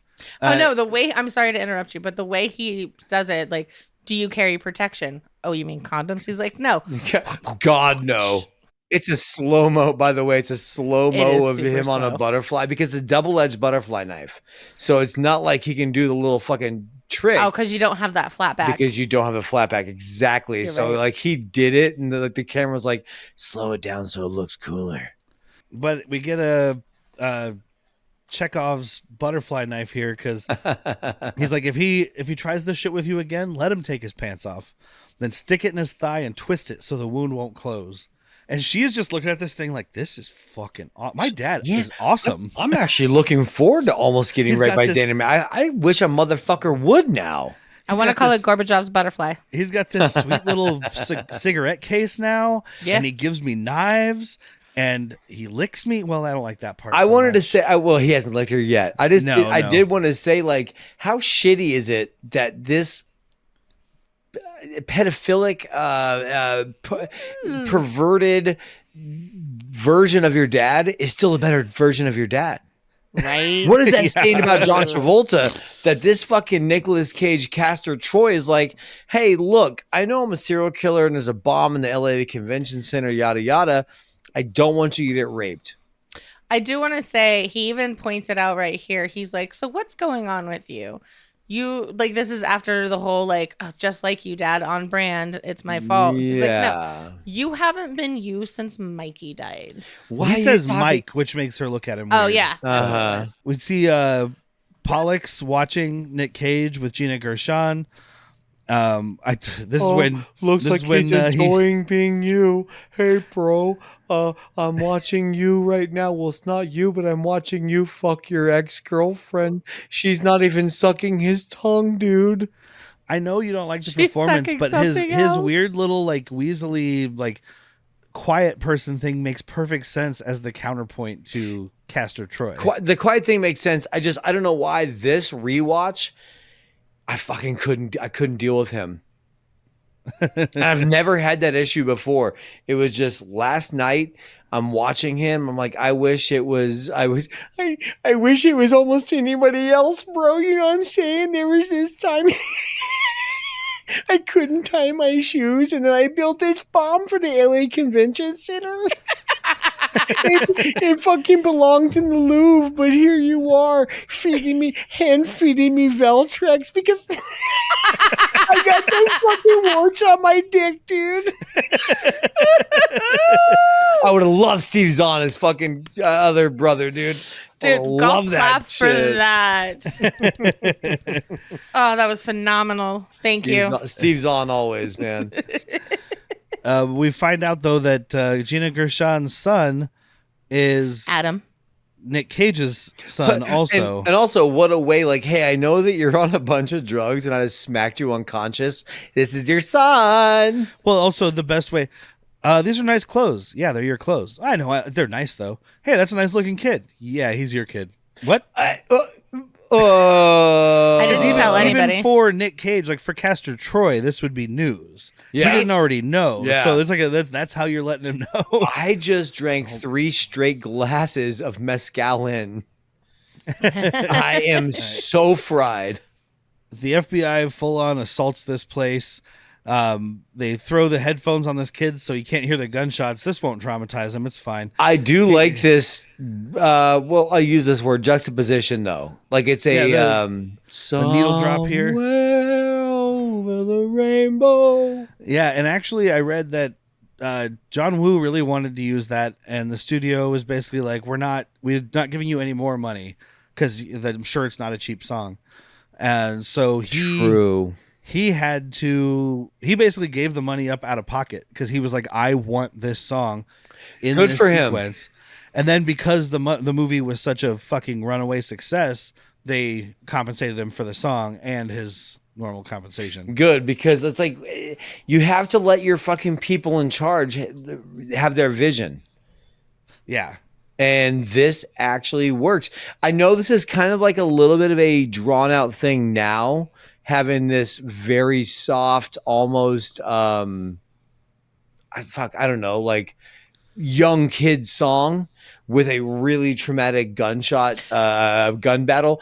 It's not old at this point in 97. This is fucking early for that shit. Yeah. I was like, whenever that song plays, this kid is gonna be triggered. Like in real life. Yeah, like there's like, hey, it's the 80th anniversary of Wizard of Oz. You want to go to the theater and see it? No. I wish flying monkeys were my only problem. I love when all this shit's getting shot up and this place is getting destroyed. And Dietrich is like, dude, my place is getting fucked up. Like he's sad and excited at the same time. He's like, this is fucking kind of cool. Like, you are actively shooting cops with shotguns. Like, yo, dude, my place is getting fucked. Like, we have other things to worry about right now. I'm about to lose my deposit. My landlord is gonna be pissed. And one of these cops like corners Gina Gershon and the kid, and she kicks this dude. Like so earlier, the kid was playing. I'm pretty sure it's fucking. It's improvised. It's too. Travolta. I don't know. It's not Cage Travolta Volta. because it's somebody with they've got the wrap in the helmet. But earlier, the kid was trying to play with Castor Troy's gun. His real gun. Like, no, don't. His real ass 45. And she's like, "Don't play with those. They're dangerous, or they're not fun, or something like that." And then when this guy comes around the corner, play with those.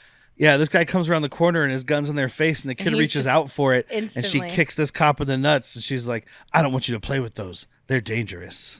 And also, don't kick people. It's not nice. Yes. She's such a good mom. I mean, like, she's even telling Castor, like, she lives with her incestual fucking brother that sells drugs and bombs. What a good mother. She's trying to be a good mom for what she has, but like, she even tells Castor, she's like, no, you need leave, to get the go fuck anywhere out. else. Get Do you the fuck think out this of here. kid was conceived during a threesome between Dietrich, her, and Castor? I don't have a doubt in my mind. So he's like like in Twins when they made the baby from like a puddle of cum from a bunch of different people. Yeah. Better way to But say only that. one sperm. No, puddle of cum, dude. What's that famous puddle of mud song? yes, puddle of cum. She fucking hates me. She fucking fucks Because me. you know why she hates you? She fucking clugs me. Do you know why she hates you? Because you and 10 of your friends jizzed in her. She loves it. Look at Gina Gershon. Have you seen Showgirls? Oh yeah, she looks like she's asking for it. Is that what you're saying? No, she looks like she enjoys a gangbang, and at least in Showgirls. Well, yeah, in any Paul Verhoeven movie. A Schnurfer, Lurker, Firkin, Birkin. You love Put Paul some respect on Verhoeven. Paul Verhoeven. All right? You love Paul Verhoeven. He shows tits. Like this. Woo! Every movie. Tits. Not every. Well, no, you're right. You know what I've come to realize? Dude, show me a fucking Verhoeven. I was about to say there's no boobs in Starship Troopers, and I was like, oh, there are. Oh, there Because are. I wore out that VHS tape.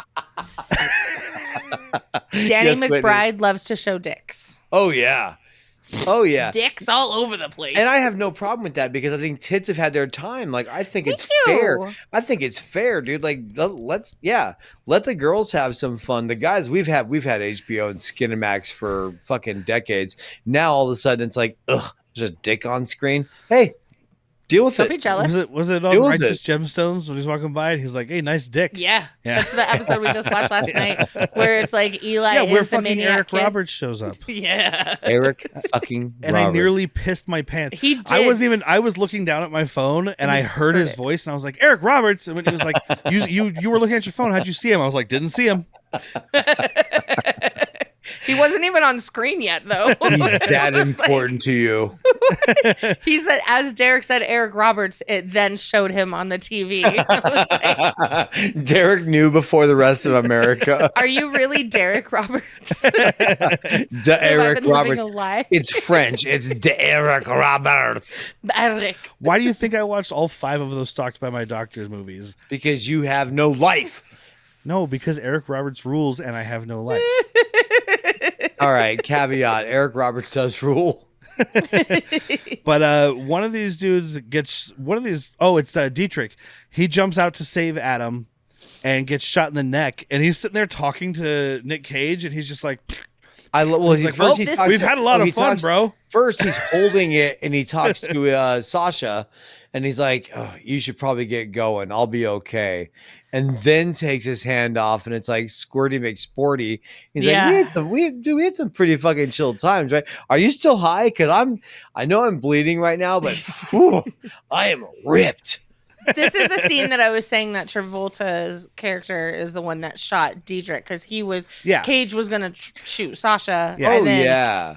And so Travolta's the one that shoots Dietrich. He's just Yeah. not the one that gets kicked in the Dietrich. Yeah, not the one that gets kicked in the bad Volta right here. He will shoot his entire ex crew, Yes. which goes to point out he doesn't care about any of you. Nobody. No. Like he's just like, hey, I'm Sean Archer now. You're a bad guy. I kill you.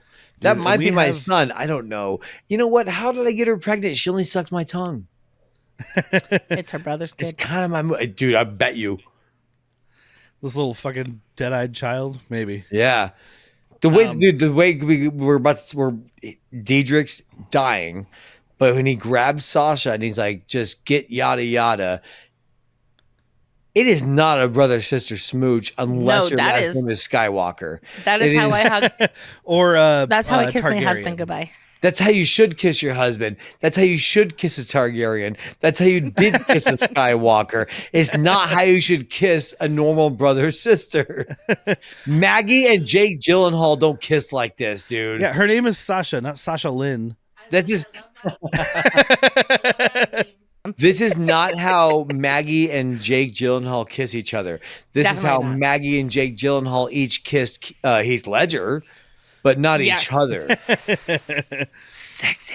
Would you ever be in a fucking threesome with your sibling? It's disgusting. With my sibling, God no. Right?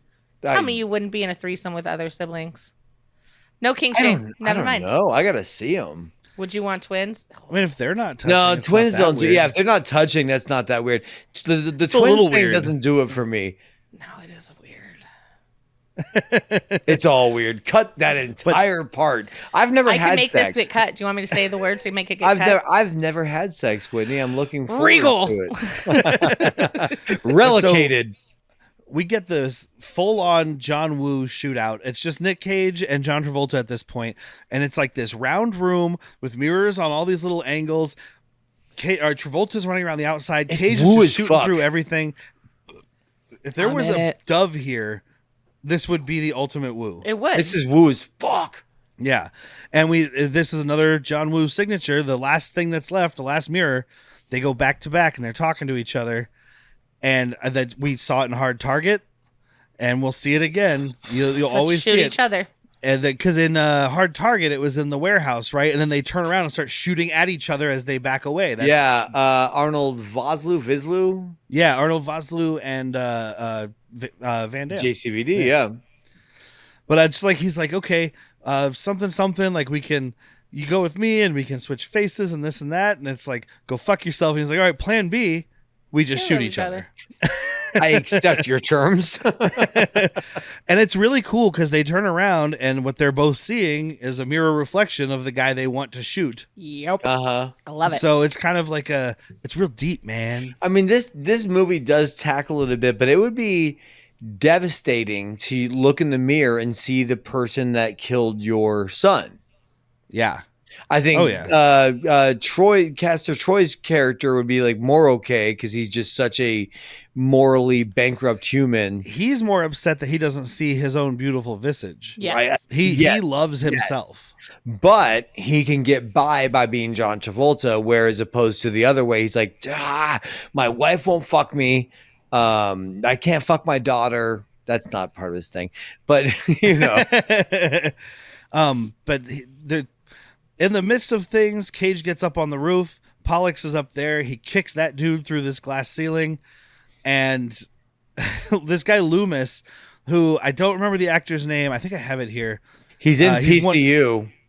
He's in. I recognize him. His name is Matt Ross. I recognize him from American Psycho. He's one of the business card, like finance bros. Yeah.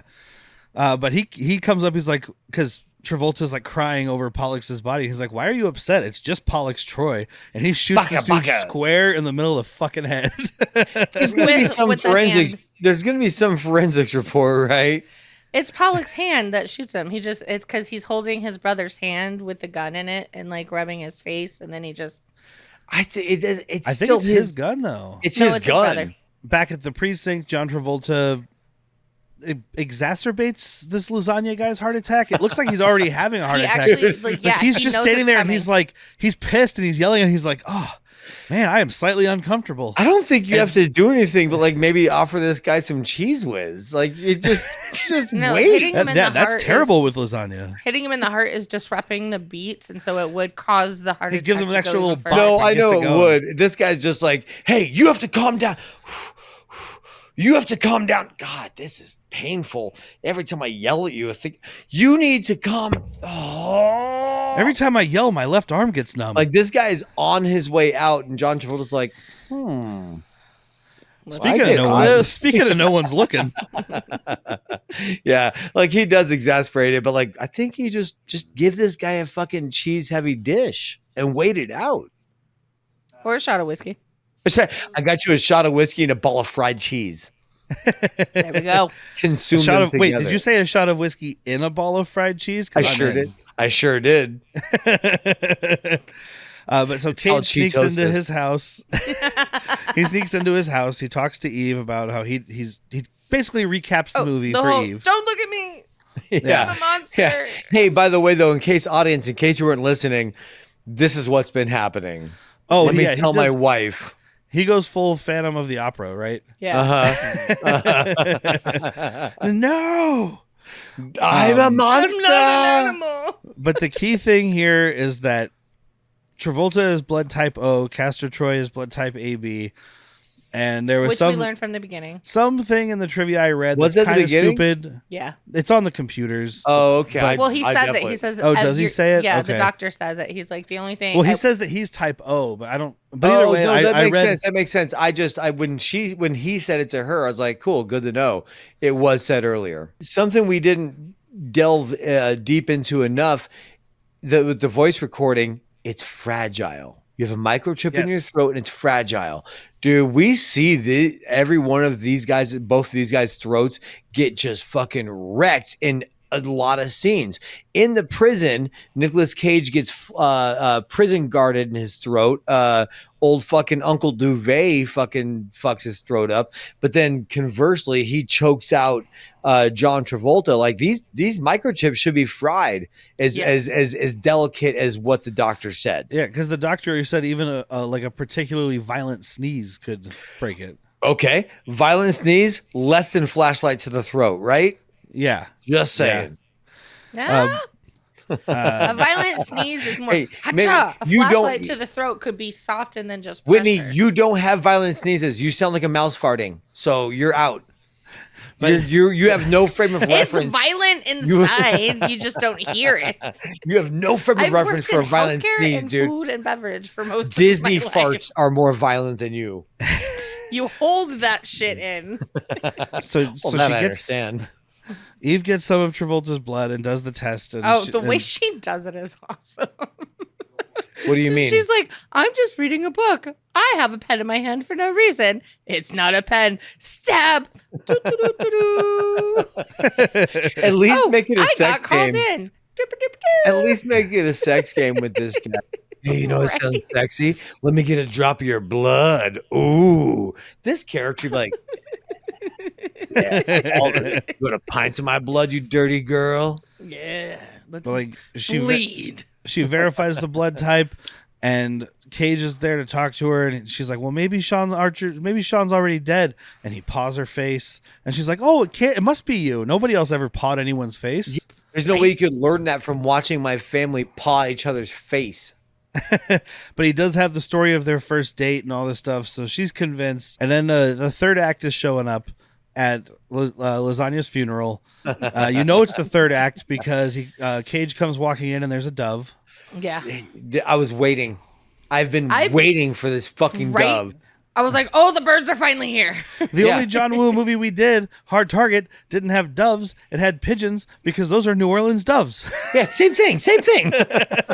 But he definitely I'm waiting went, for you to John Woo me. He went overboard on this one. Ooh, you know, I love that. Oh, because there's like, he's Well walking played, in Whit- and there's, I've learned from watching you. Golf clap for Whitney. Golf clap.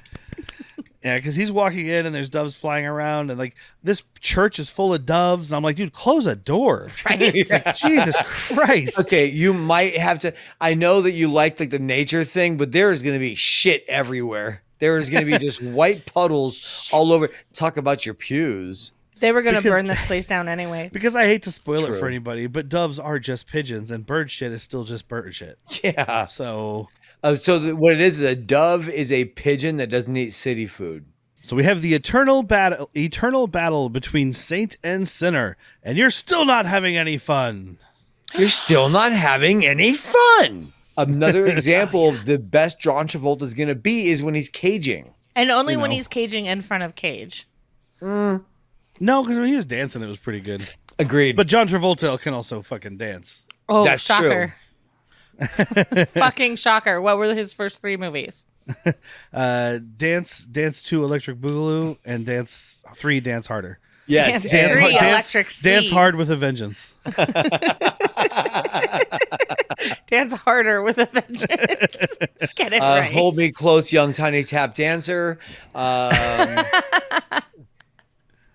But yeah, they have like this standoff, and then Gina Gershon comes in and gives Nic Cage the upper hand. My favorite line. So I watched this growing up with both of my sisters and our across the street best friend Alyssa, and there's one line coming up that we would repeat all the time, and it's John Travolta. Sasha, what the fuck are you doing here? The way that he says it is just like, what, Sasha? What the fuck are you doing here? Well, I mean, it's a Cage thing, right? Because I mean, that's not. But also, she has no idea what's going on, so she's like, "Okay, Sean."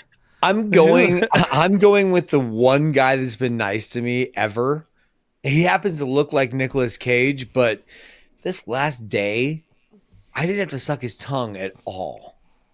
I don't like fact, doing that. pushed me off why, of him. Why do you keep making me suck your tongue? I don't like it. No gratification out of that. But like, she comes in and gives him the upper hand, and then Tommy Flanagan and the other goon come in. I can't think of the goon's name. Lewis or something. It doesn't matter. No, Loomis is the FBI dude. Yeah, it doesn't matter. Yeah, it doesn't. Tom Flanagan, or Tim Flanagan, whatever. Flanagan. Oh, Flanagan. Oh, Flanagan. Senior Flanagan. Oh, by the way, we got a comment on our Andor episode from our loyal viewer B38. B38. This just in. She loved This our just Irish in. accents. What is that right there? She loves me Irish accents. All of ours are just mine because sometimes. She said your guys' Irish accents. Right so. then. So it's all of all ours. us. So she Well, just loves bad Irish accents. So if she listens to this, No, this it is was for on you. Andor. I know, but if she listens should here, watch. She should watch the one with. Ah. What's that one with Tommy Lee Jones where he's an Irish bomber? What Oh. is the Blown Away, Blown Away. which is a fucking awesome movie. So we should fucking watch that sometime.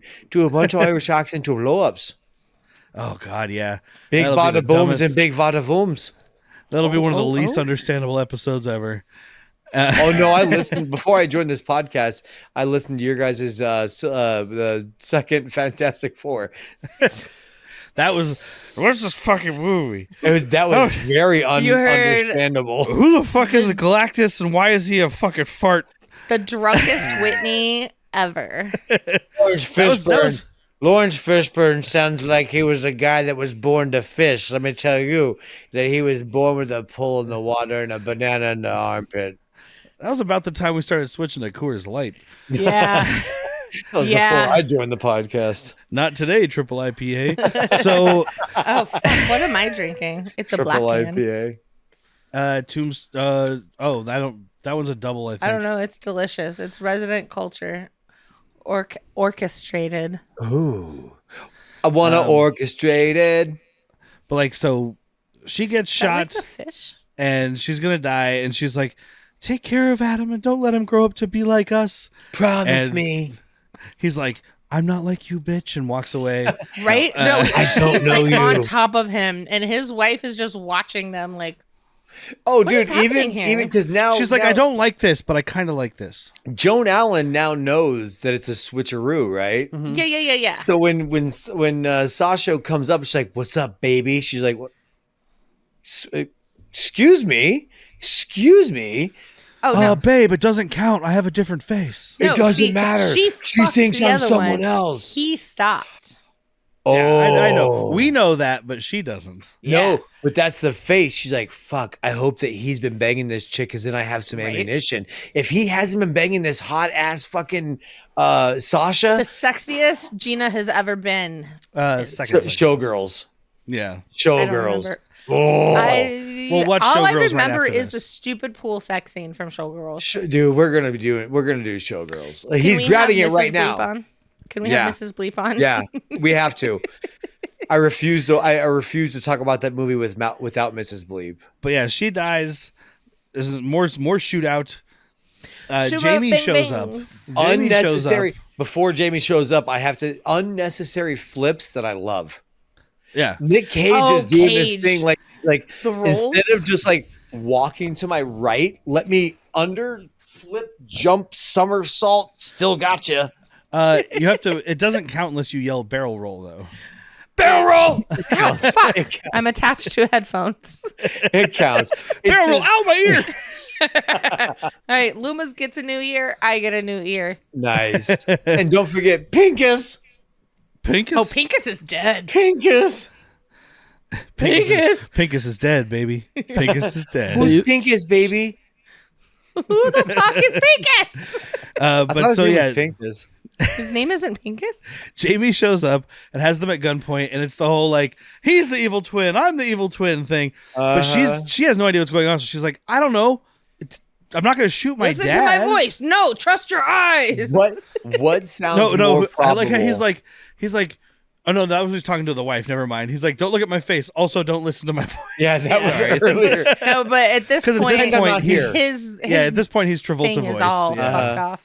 But it's also Finally. like, look at her. Look at this fucking chick. She's like, I don't fucking know, man. This is all absurd. This whole thing is absurd. I'm gonna shoot the guy that doesn't look like my dad. Well, Wait, I know no. what you're gonna say, wife. Let's get right. What happens right before it? Before you say the greatest line that you love. No. Oh, that's not what you were saying? That's not what I was going to say. I was going to say, at this point, John Travolta in Cage, he sees her and he's like, because she's not all gothed out. She's all pretty preppy girl. She's like perfect FBI daughter.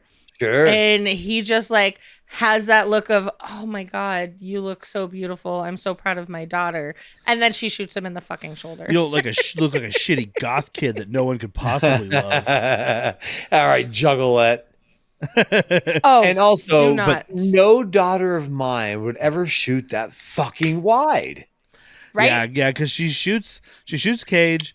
He's pissed. Travolta's pissed because she didn't kill him, and so he takes her hostage. Says that, licks her in the face, and it's like, I mean, okay, we're so this talking isn't my chin dad. to Turns eyeball. out Cage with dad's voice was telling the truth. I shot the wrong guy. Castor dad, I should have shot the guy that was about to lick me. but Chekhov's switchblade, because she fucking stabs him in the thigh. Yes. And twists that shit. And she does the whole fucking like drop it down, pick up the thing, whap. It goes whap, and then whoosh. After she figures out that that's not her dad and whatever, they run off to do their boat chase, which we'll have a debate about here shortly. But Jamie embraces her mom and says Whitney's favorite fucking line. What planet are we on right now? It is a wonderful reaction to finding out that the guy who killed your brother has your dad's face and your dad has his face, and you mean- just shot your dad while the guy who killed your brother licked you. It's exactly what our daughter would say today in this situation. Our daughter is And I agree with that, but 18. it's also such a 90s line. What planet am I on right now? what do you think Zoe would say? Like, what fucking universe is this? Better. That's She more wouldn't say 2000s. shit. She'd pick that gun up and start shooting the guy who just licked her face. Yeah, She don't would. matter. It doesn't matter what your face looked like. You just licked her face. You're dead. Also, she wouldn't have shoved the knife in his thigh. She would have gone straight for the groin or that fucking like. no. harder. You're not I gonna think you're not I gonna think bleed she out would've as gone- fast in the groin. Yeah, I though. think she would have gone artery. for the femoral. Yeah. because that's what she was just taught. Like if you stab him in the dick, he might bleed out eventually. He probably will. But Especially if he licked you and he's got a hard on, all the blood is rushing there. If Brooklyn Nine-Nine taught me anything, and it did, that a man without a penis can run for miles. But yeah, they go off on a chase. Gotta have a story. Jump This in should have these been the end of the boats. movie. I'm so sorry. Before we get to the argument, this should have been that she stabs him in the leg and he does like a and Nicolas Cage just fucking lights him up. Bop, bop, bop, bop, bop. We're done. End of movie. Face waterfalls all around. And this movie would be a full star less cool than it is. Husband likes the boat choice. This boat chase is fucking awesome. So I'm we raising my hands. talked about this boat chase on Hard Target because it was supposed to be in Hard Target and it got cut for budgetary reasons. So John Woo was like, I'm doing a boat chase. For no reason. I want to hear what Whitney has to say. Okay. Has nobody bitched about how they can all drive a plane, apparently, and a helicopter, and a Hummer, and boats? Like, everybody can just know how to drive anything at this That's point? all pretty much the same. Nicolas It's Cage not. can't Driving a fly boat is plane. a- Nicolas Cage can't fly a plane. He can Do you know how to crash one stop a into plane? hangar. Do you know what to... Yeah, you pull back the big thing that's pushed forward. Yeah, He exactly. didn't even do that. He pulled a different lever. No, he pulled it at the last second, so that's why He it also, didn't go through also the no matter hangar. what he did was wrong because he still crashed like a motherfucker.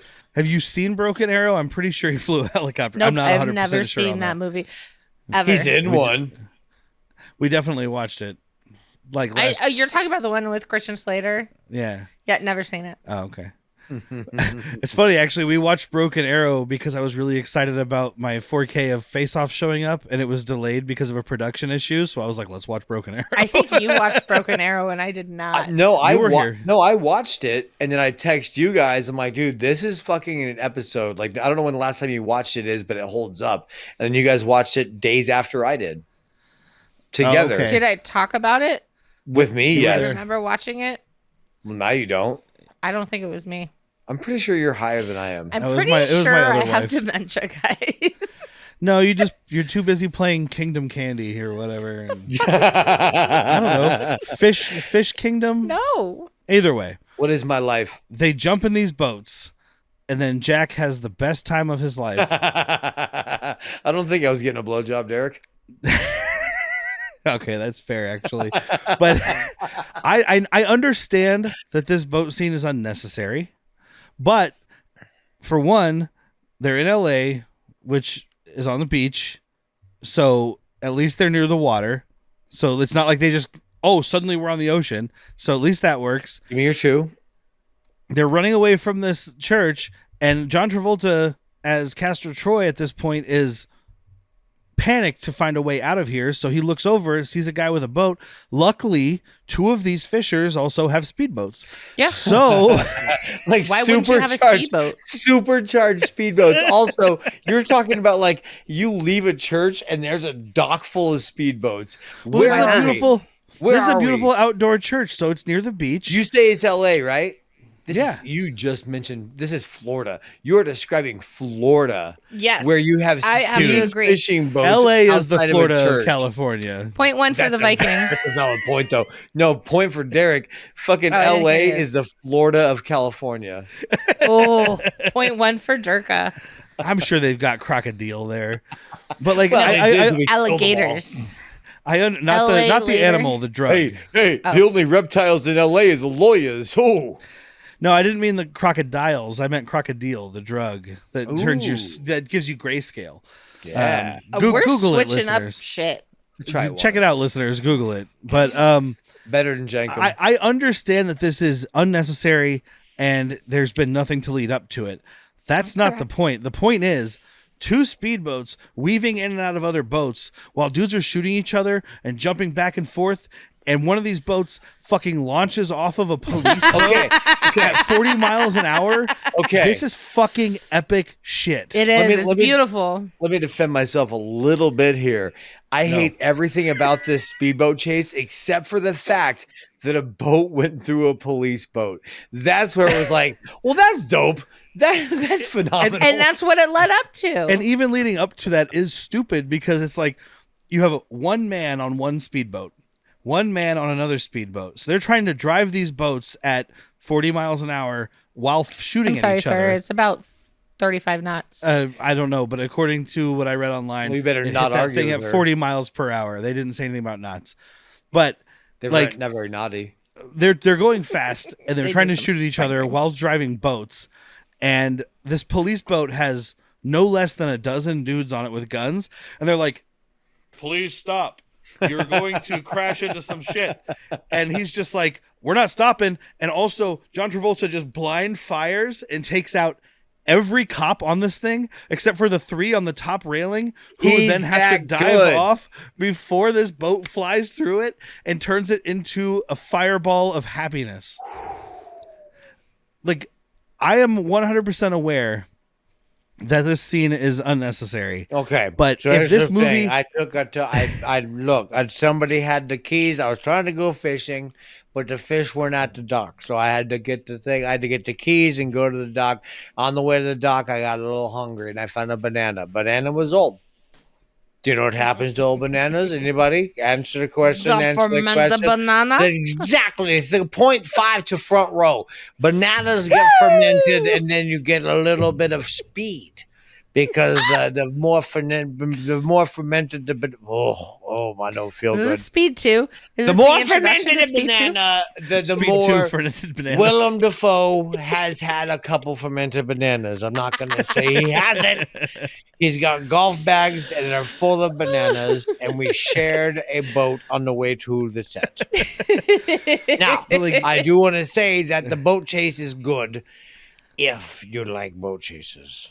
The fact that in 6 little check marks on my note thing, the word bada boom is repeated 3 times means that this boat chase was necessary. What's Yes. what's the total runtime of this movie? 1 or 2 hours and 13 minutes? 2 hours and 18 minutes. We could take this 18-minute boat chase and get it down to 2 hours. Is what you're saying?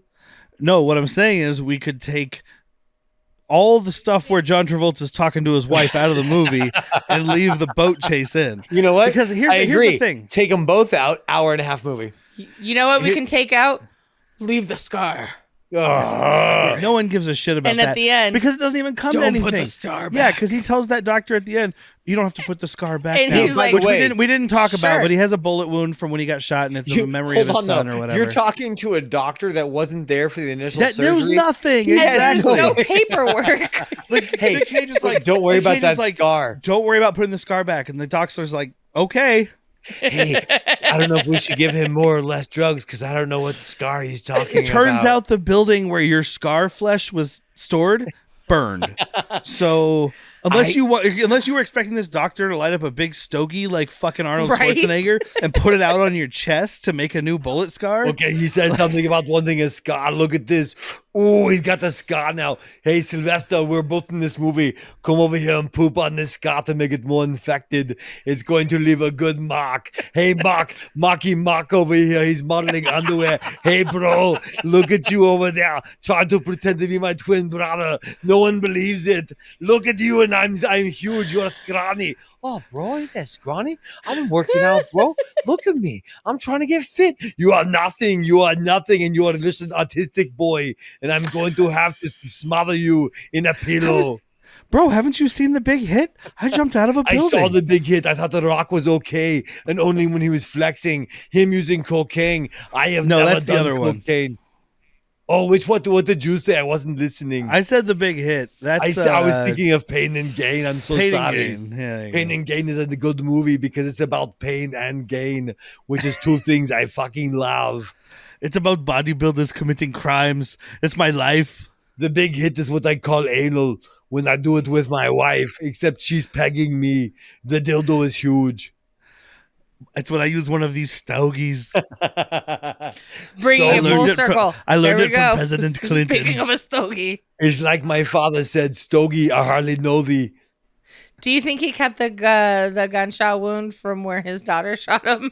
I don't need this scar anymore. I have a new one. Leave this. Look, this son's dead. She's still alive. My final argument for not my final argument. You lost the boat race. My second to last argument for why the boat race is necessary. Okay, this might be his winning point. Nicolas Cage jumping to this other boat, then getting thrown out, and then standing up and water skiing on his fucking tennis shoes fucking hard, is you so guys. fucking cool. It's Quentin Tarantino with a tremendous hairline. Yes, It's not Nicolas it Cage. is. It is I Quentin understand Tarantino. that, but it's the character. I mean, it wasn't meant to Also, be seen in 4K or 1080. It's Let fine. me put it this way. Up until this point, this has been an entertaining movie. Yes. But if you end this supposed action blockbuster with, oh no, my daughter shot the wrong guy. Now she stabbed the right guy and I shot him. Credits. That's not an action movie ending. An action You movie need ending bada boom, bada is a boom, bada fucking bing, bada boat boom. chase with 3 large explosions, followed by 3 Nic points for Cage Durka. impaling this dude with a spear gun. And then Travolta going, I'm a baby. I'm Look, a home. we baby." can't all be right all the time, and sometimes Jack's wrong. And I'm not right now fine. because here's the thing: you may not think this boat. We can't argue if this is necessary. You can argue if you like it or not. I can argue that it's 100% unnecessary. However, it is You also love it. You fucking love it. And Whitney's batshit kind awesome. of bringing me points with like the Travolta dying, singing the song, cut in the face, yada yada. I also Yeah. think it would have been fine to end it right there. Like I don't need this to be an over 2-hour movie. I love it. God, I don't know, man. It's just like No, It's the what boat scene it is so, needed. it feels so out of place to me. That's what the problem. It is Okay. out of place, but it's fun. Go. Yeah, Okay. yes, demon of Whitney. Yes, Pearson, who's shooting. Well, I have to say is that All right, we need a young podcaster and an old podcaster. What I have to say The is power that of podcast compels you. I'm back. The power of Spotify. Oh my God, I am Valley when I get drunk. The power of Spotify compels you. Wendy's gonna listen back like, oh my God, Jack's impersonation of me is spot on, 1000%. 1000%. No, it helps break up the monotony, and then it's just like bam explosion, bam Hold on, explosion, hold bam on. explosion. You And just then- used the word monotony to describe anything in Face Off. No, you because lost no, validity. she's not wrong though, because the It's like, final standoff scene with Gina Gershon and Timmy O'Flanagan it's so or whatever. much depression and sadness. It's the same scene that we just saw at Nick Cassavetes' house. Yeah. so it's Except just for now like, in a church. But No, doves. not better, because Nick Cassavetes But already doves. dead. Doves, slow motion it's- doves. it brings once, you once right back Cassavetes in. once Cassavetes dies, you have to replace him with doves. I thought it was out, I'm very and they clearly, pulled me right back in. I'm very clearly outvoted on this podcast, but I hope someone listening that's watched this like understands what I'm trying to say. Is like, man, we could we could have Yes, gotten it out is of here. unnecessary, but it's We could have awesome. gotten out of here so tight, so clean. It wasn't that long of like it did not feel that long of a movie. Yes, it was what 2 hours and 13 2 hours minutes. and 18 minutes, but less of the back and forth in the Look, middle. watch me and- fucking recant all this when I watch it with you guys. Like that boat fucking chase scene was amazing. Just right now, we could have gotten out of here tight. But I just like at the end. Speaking of getting out of here tight, this is like a 9.5 hour know. episode. I know. Because you got me talking about Nicolas Cage and John Travolta. I've been wanting to talk about this movie for a And long John fucking Woo. time, and I'm excited. But so after they crash the boats, Cassavetes. they flip the boat over, crash, and both like barrel roll out, and land on their Dude, feet. these They don't. people, This- like They No, they don't. don't. Quentin but it's- Tarantino and fucking Machete did not survive this fucking. Quentin Tarantino and Danny Trejo are their stunt doubles. Dude, I said, Yes. you're not wrong. After Quentin Tarantino and Danny Trejo jump out of these boats, they have these John Travolta and Nic Cage have this face off. Hey, he said it. Where Shut up. Go home. Nic Cage grabs the spear gun and he goes to shoot it, and Travolta grabs it at the last second. So like it's already like the pressure is there, Engaged. but he stopped it from launching. But Cage And- doesn't and he- understand. He's like, but I pulled the trigger.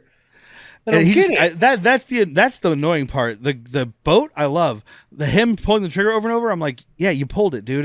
He's holding it. Smack his arm how away. this But, like- works. Kick him in the balls. Travolta is like, hey, I'm gonna, you know what? Maybe you win, but I'm gonna fuck my face up. So your wife has to look at my face every time she fucks you. So he starts cutting his face and shit. Yeah, but he's cutting it around. Like, just fucking, if you're Well, gonna he's do cutting that, right where you fuck up the front part. he's cutting on those lines. Exactly. Don't cut there. You cut. You know where you cut? You Cut your nose off. here. You cut here. You cut Cut your there nose off. and Slice your there. lips in half. But then, Tavern but cut then- your face. but then Take your Nicolas eyelids Cage off. Like, is just pull your eyelid out and just. don't do that. Everybody listening, don't do that. But then fucking Cage's character's like, joke's on you. Any serial killer that's up for death row, their face is mine. I'm gonna find someone my wife actually finds hot. That's what's gonna Ooh. happen. We're gonna have such fucking hard sex. She loves this face. My wife really likes fucking you. Let's keep that going. Turns out my wife has a thing for fat guys who dress like clowns and fuck kids. So I'm gonna take John Wayne Gacy's face. No, she sticks with John Travolta or Nicolas Cage, and for whatever reason, their dirty talk is like, "How's your dead son?" Ha ha ha ha ha. I'm taking Tom Noonan's face from Manhunter. You don't want that, by the way. I know you guys haven't seen it. Google it. But he does something here where like Terrifying. he gets Travolta's hand off of the gun. He kicks him off in the the nuts. spear gun. Oh Yeah. yeah, he kicks him in the nuts. or somewhere and the spear goes through him, and he's like, "Die!" for the second time in good. this movie. It's good. I It love is that. really good. And then So, the FBI but shows up, and they're like, "Hey, Archer, are you cool?" Because Yeah. wife What did you Because- just call me? Joan Allen calls Margaret Cho, who's Wanda, apparently. Didn't know that was her name. And she's like, Wanda, I have something crazy to fucking tell you. And so they like, hey, You know my husband? Archer. You know how my husband's a really cool, like, you know how you really enjoy my husband's new work ethic? Oh, I love him. He's like, get the stick out of his butt. I love new husband. Yeah, he's that serial killer we've been looking for. Yeah, he's the It's- international terrorist for hire. You know the guy you've been looking Wait, he's for? Cobra Commander? It'd be Zartan, actually. So this is a scene that kind of This a whole little bit annoys me. the end part here is entirely unnecessary. Shoot John Travolta. You- Hey, are you okay, Archer? What'd you call me? End credits. Done. Yeah. So this is where we could have shortened the movie. For sure. And I agree on this. and he's like a shadow. Well, we get the whole dead bodies thingy again. He steals his ring back, Yeah. and then That's where you could end it. He takes the ring off the dead body. yeah, End it with that would have been a great perfect image. end. Great image. And then you get the shadow of Travolta walking by the window, and the wife getting so excited, and then he opens the door and he does that like devilish smile at her. I was like, that's a Cage. That's not Travolta. But why'd they make him pudgy again? They're like, Yeah, hey, they're you were like, we're gonna thin. add back in the We gave you back all the fat. Two things I need: love handles and a ridiculous chin. I need both those things. Well, What we I have like this whole that- we have this also- whole dead body. We can just harvest the fat and put it back in. Yeah, And it's then fine. one more thing. By the way, I love both of you. I just have something to ask you. Introduce little baby Adam. Can we keep Can a we serial keep killer's him? child who kind of looks like our kid with less personality? What I Right? had more of a problem with is the fact that he walks Jamie in. was so okay with it. No. My dad would I have be a like, lot of problems "Fuck with a lot you." of things, Whitney.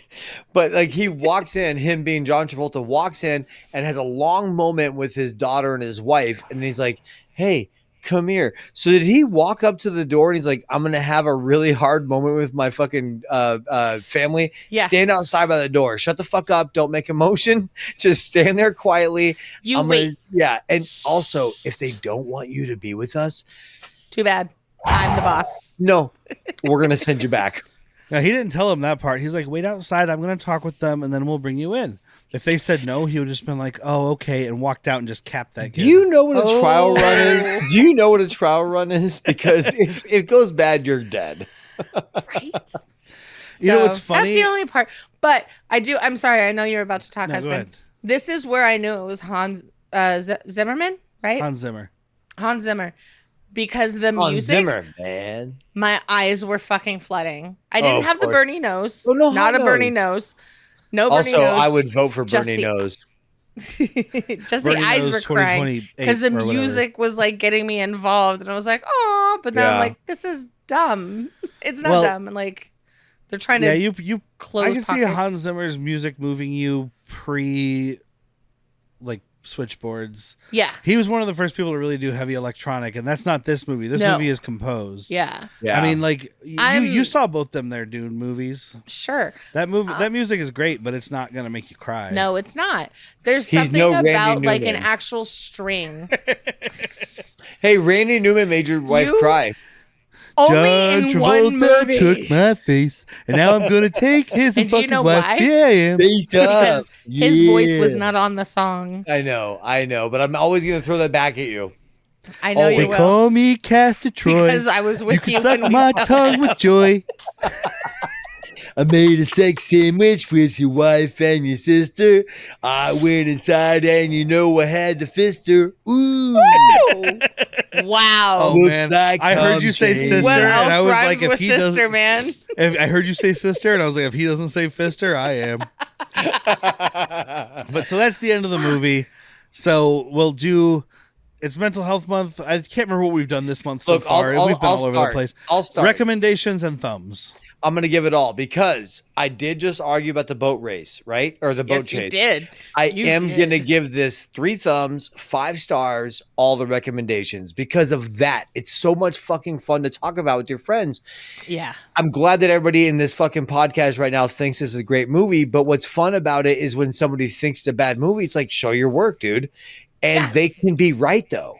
They can be Yeah, right when they tell could, you what but they won't. But like they could point out parts of the movie that you're like, yeah, that is poopy. But then I'm going to point out parts of the movie that aren't poopy. Like this movie is that perfect, good, bad, made money, is loved and also maybe hated by some people that are wrong to hate it. You know, you can think it's bad, but you can't hate it, man. So, yeah, I give it everything. Jack's caveats obviously help it, but unneeded. Correct. I'm going to keep sliding on his tailcoats right here. Whoa, Coattails? easy down there. His coattails. And be like, no, caveats were not needed. I Just was call me not Courtney drink- Love. I did not hear you. Sorry, I said just call me Courtney Love. Oh. Because of the Nevermind reference earlier. It was a 2-hour-old joke. It's fun. Hey, you're bringing it back, babe. You're bringing it back. I'm riding on Jack's coattails. Yep, that's what you got. I was not drinking when I watched this. It was just husband and myself, but he's over there and I'm over there. This movie is fantastic. 3 thumbs, all the stars. With your friends is even better, but not necessary. Like, Yeah, perfect. it's a fun fucking movie. So many fucking clips that you can just be like, face off. If you just walked to your friend and said, no more drugs for that man, Yeah. you'd know exactly what movie. Derek did a they're good job of talking about. pulling a bunch of stills from this. You did a good job of pulling stills from this, but you could have pulled this damn near entire movie and just Yes. we could have just talked about a slideshow from this movie. Before we even started the podcast, you're like, oh, fuck, Derek's going to have so many fucking Yeah. clips for us. That's He why kept his reins in. That's Good. why I stuck to the one clip, because I was like, oh, I could get this one and that one and that one, and I'm like, just watch the You fucking know what, Jack? movie. I think Derek deserves a golf clap. Golf clap. For restraint. Yes. So, and before Derek gives his everything about this, I want this to be a revisit commentary, maybe. Yes. We've talked about doing that. There's like 4 or 5 movies now we've talked about that would be good commentary. This would be great. And now for Derek. Big fat recommend. I love this movie. Yeah. When Kino Lorber announced their 4K, I was like, pre-order that shit, and they were like, it's delayed by a month, and I was like, I'll burn your place to the ground. But you're also slightly disappointed with what you received. No, that's the Phantom one I was Oh, disappointed with. okay. The Phantom is being put on 4K, guys, but by Kino Lorber, which is cool. But I was really looking forward to getting one of these big, cool. I was hoping it would be one of these big, cool Vinegar Syndrome boxes of the Phantom because I'm a fucking moron. But this movie, 5 stars, 3 thumbs, full recommend. I love this movie. It is long, and you can feel it at certain points because there are points where it starts to lull. But when it starts to lull, we get either Travolta or Cage doing a Cage flip out of some sort. What a predicament. And it helps to bring you back. It really, really does. And then, of course, it ends with the all-time cinematic, great boat chase. And that's also a sign to just pause it, pee, let your dog out to pee. We can disagree in the boat. Snack. We can disagree in the boat chase and still have a fucking phenomenal movie. Exactly. Yeah. And I 100% agree that it's unnecessary. It doesn't ruin the movie. Like, I'm bitching about it because I am who I am, but it's not like I'm never going to watch again because of that boat fucking scene. Yeah, like I might just pop it in and just watch the boat chase. Different people. But yeah, big recommend. Love this movie, so go watch it. That's why it's on mental health. I unilaterally picked this one. Normally, for like we each get to pick our own mental health movie, and then the fourth one we would have a talk. But since we're doing Schlock and Load, I kind of looked through stuff and I was like, Schlock and Load, mental health, Face Off. Like you knew there was no no-brainer. chance. Yeah, you knew there was no chance that Whitney and I weren't going to love this. Like we haven't talked I mean, about it. the other one I was really heavily considering was Commando. Okay, everybody knows that Which is more schlock. Everybody knows, all of you listeners and watchers and everybody, that I like fade in and fade out, and I don't know what we're gonna record until the day we're watching. Same. When he told me today that I was like, so let's put the movie on. What are we watching? He's like, Face Off. I was like, thank fucking God. Like I was so excited. Whitney was phone down watching.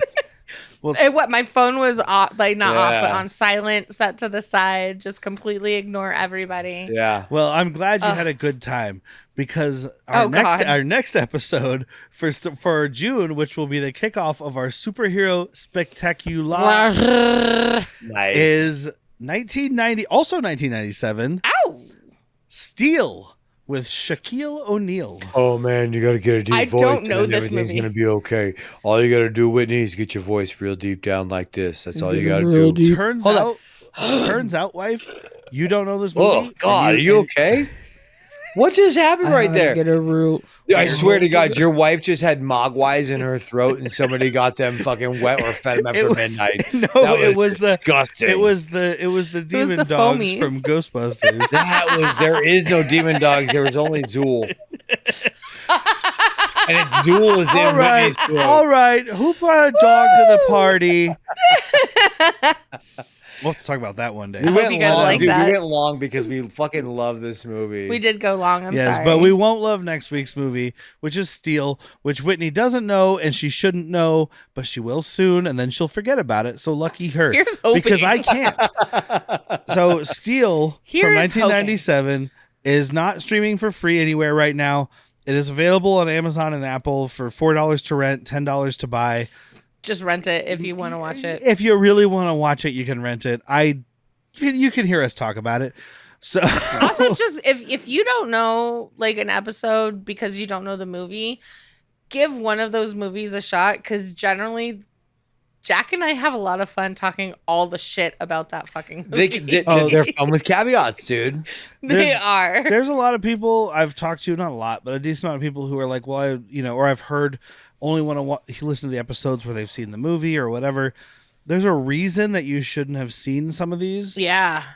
We do it for you. Don't watch Empire of the Ants. Just listen to us talk about it, please. And also, unless you have a fucking steel bear trap of a memory, when you finally watch that movie, you're going to be like, what? Because it's not like we're doing every point of the movie. We go through a lot, but there's so much, especially in the bad ones.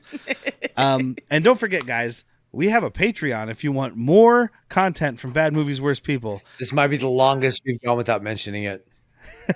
Patreon.com/worst people. It's only $3 a month. You get a bonus mental health episode every month. You get latchkey vids every month. You get a newsletter. You get ad-free episodes. You get all kinds of cool shit. You get me This was writing bought your by name. Patreon members. Yes, we got Jack a Clacker with our Patreon money. We're doing video streaming thanks to our patrons because we couldn't afford this shit. No this way. isn't cheap. But our mental health movie for this month, because it is mental health month.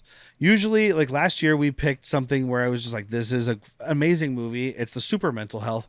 This year, we let the patrons choose our mental health movie. Yeah, we did. Dude, you boys, you all did great. Wife, what movie are we covering this month? The Goonies.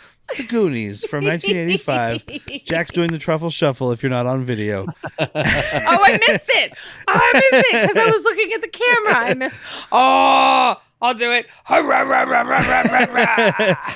The Goonies That was just is my boots available jiggling. streaming right now on Max, and you can rent it on Amazon or Apple for $4, buy it for $15. There's Blu-rays, 4K. If you're gonna buy it DVDs, if you're gonna buy it VHS. at all, do it fucking physical media, please. Yes. Yeah, buy you a have to physical do copy. physical 15, media 15 for the streaming. Goonies. I'm a streaming king. 15 is too much. It is. And we have our Latchkey Vid segment I mentioned, and we're back to Cop Rock this month after taking a hiatus for Hitler last month. we love Cop Rock, dude. We're doing Jack. itching. Do you remember what our Cop Rock episode is for this month? Is it Cocaine Mutiny? It is the Cocaine Oh, Mutiny. shit. Cop Rock episode 5, the Cocaine Mutiny, which has a lot to do with cocaine and a little bit to do with mutiny. I expected more pirates. I did too. I want coked up pirates. You know, I'll just watch Pirates of the I was gonna Caribbean. say, do you want to No. watch Pirates of the Caribbean 1, 2, 3, 4? I need a mega jar of cocaine. And remember, guys, this month I announced it on our Heat episode, I believe, but I'm giving away a digital download for Collateral. Oh yeah. If you comment on the episode on YouTube, or if you send us an email at badmoviesworstpeople@gmail.com, I'm probably going to put it down there somewhere. Let me know. You'll get an entry into the drawing for a digital download of the 4K version of Michael Mann's Collateral with Tom Cruise and Jamie Foxx, and it's my second favorite Michael Mann movie behind Heat. It's my third. And if you're a patron, then you get 2 entries when you comment on the post. So that's do that. worth $3 a month alone. But I will be doing the drawing for the Collateral giveaway on June 1st. And I'll post it on all of our, wherever we do the podcast, YouTube, Patreon, Spotify, Apple Podcasts, etc., etc. So enter now, because this episode comes out the last Monday of May. So you're almost out of time. So enter now. And someone's going to get that digital download of Collateral, which is a good fucking movie. It's gonna be May. And It's I, of not course, gonna be have May. to thank Evasion / McGillicuddy Gorilla for our music this month, because we got a little bit of both going on. Yeah, we do. At least for the opening video. I've been Derek. I'm always his wife. I'm Jack. You want to take his face? Yes. His face. Oh. The eyes. Nose. Skin. Coming off. The face.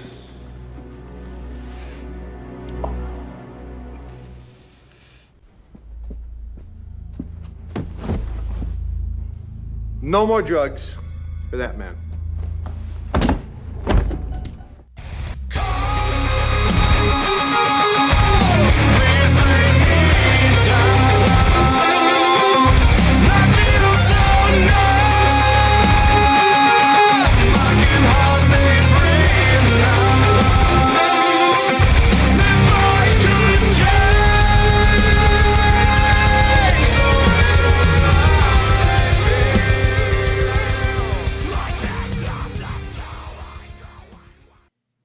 Hello, Mata. Hello, Hello, Fada. Here I am at Camp Granada. Camp is very entertaining.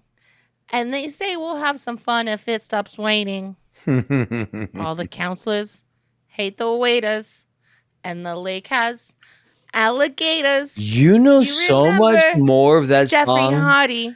than I knew. They're about existed. to organize a searching party. Oh my God, my sister and I actually sang the song. You quite just a gave few Derek times. such a stinger. And also, that is the name of your new sex move.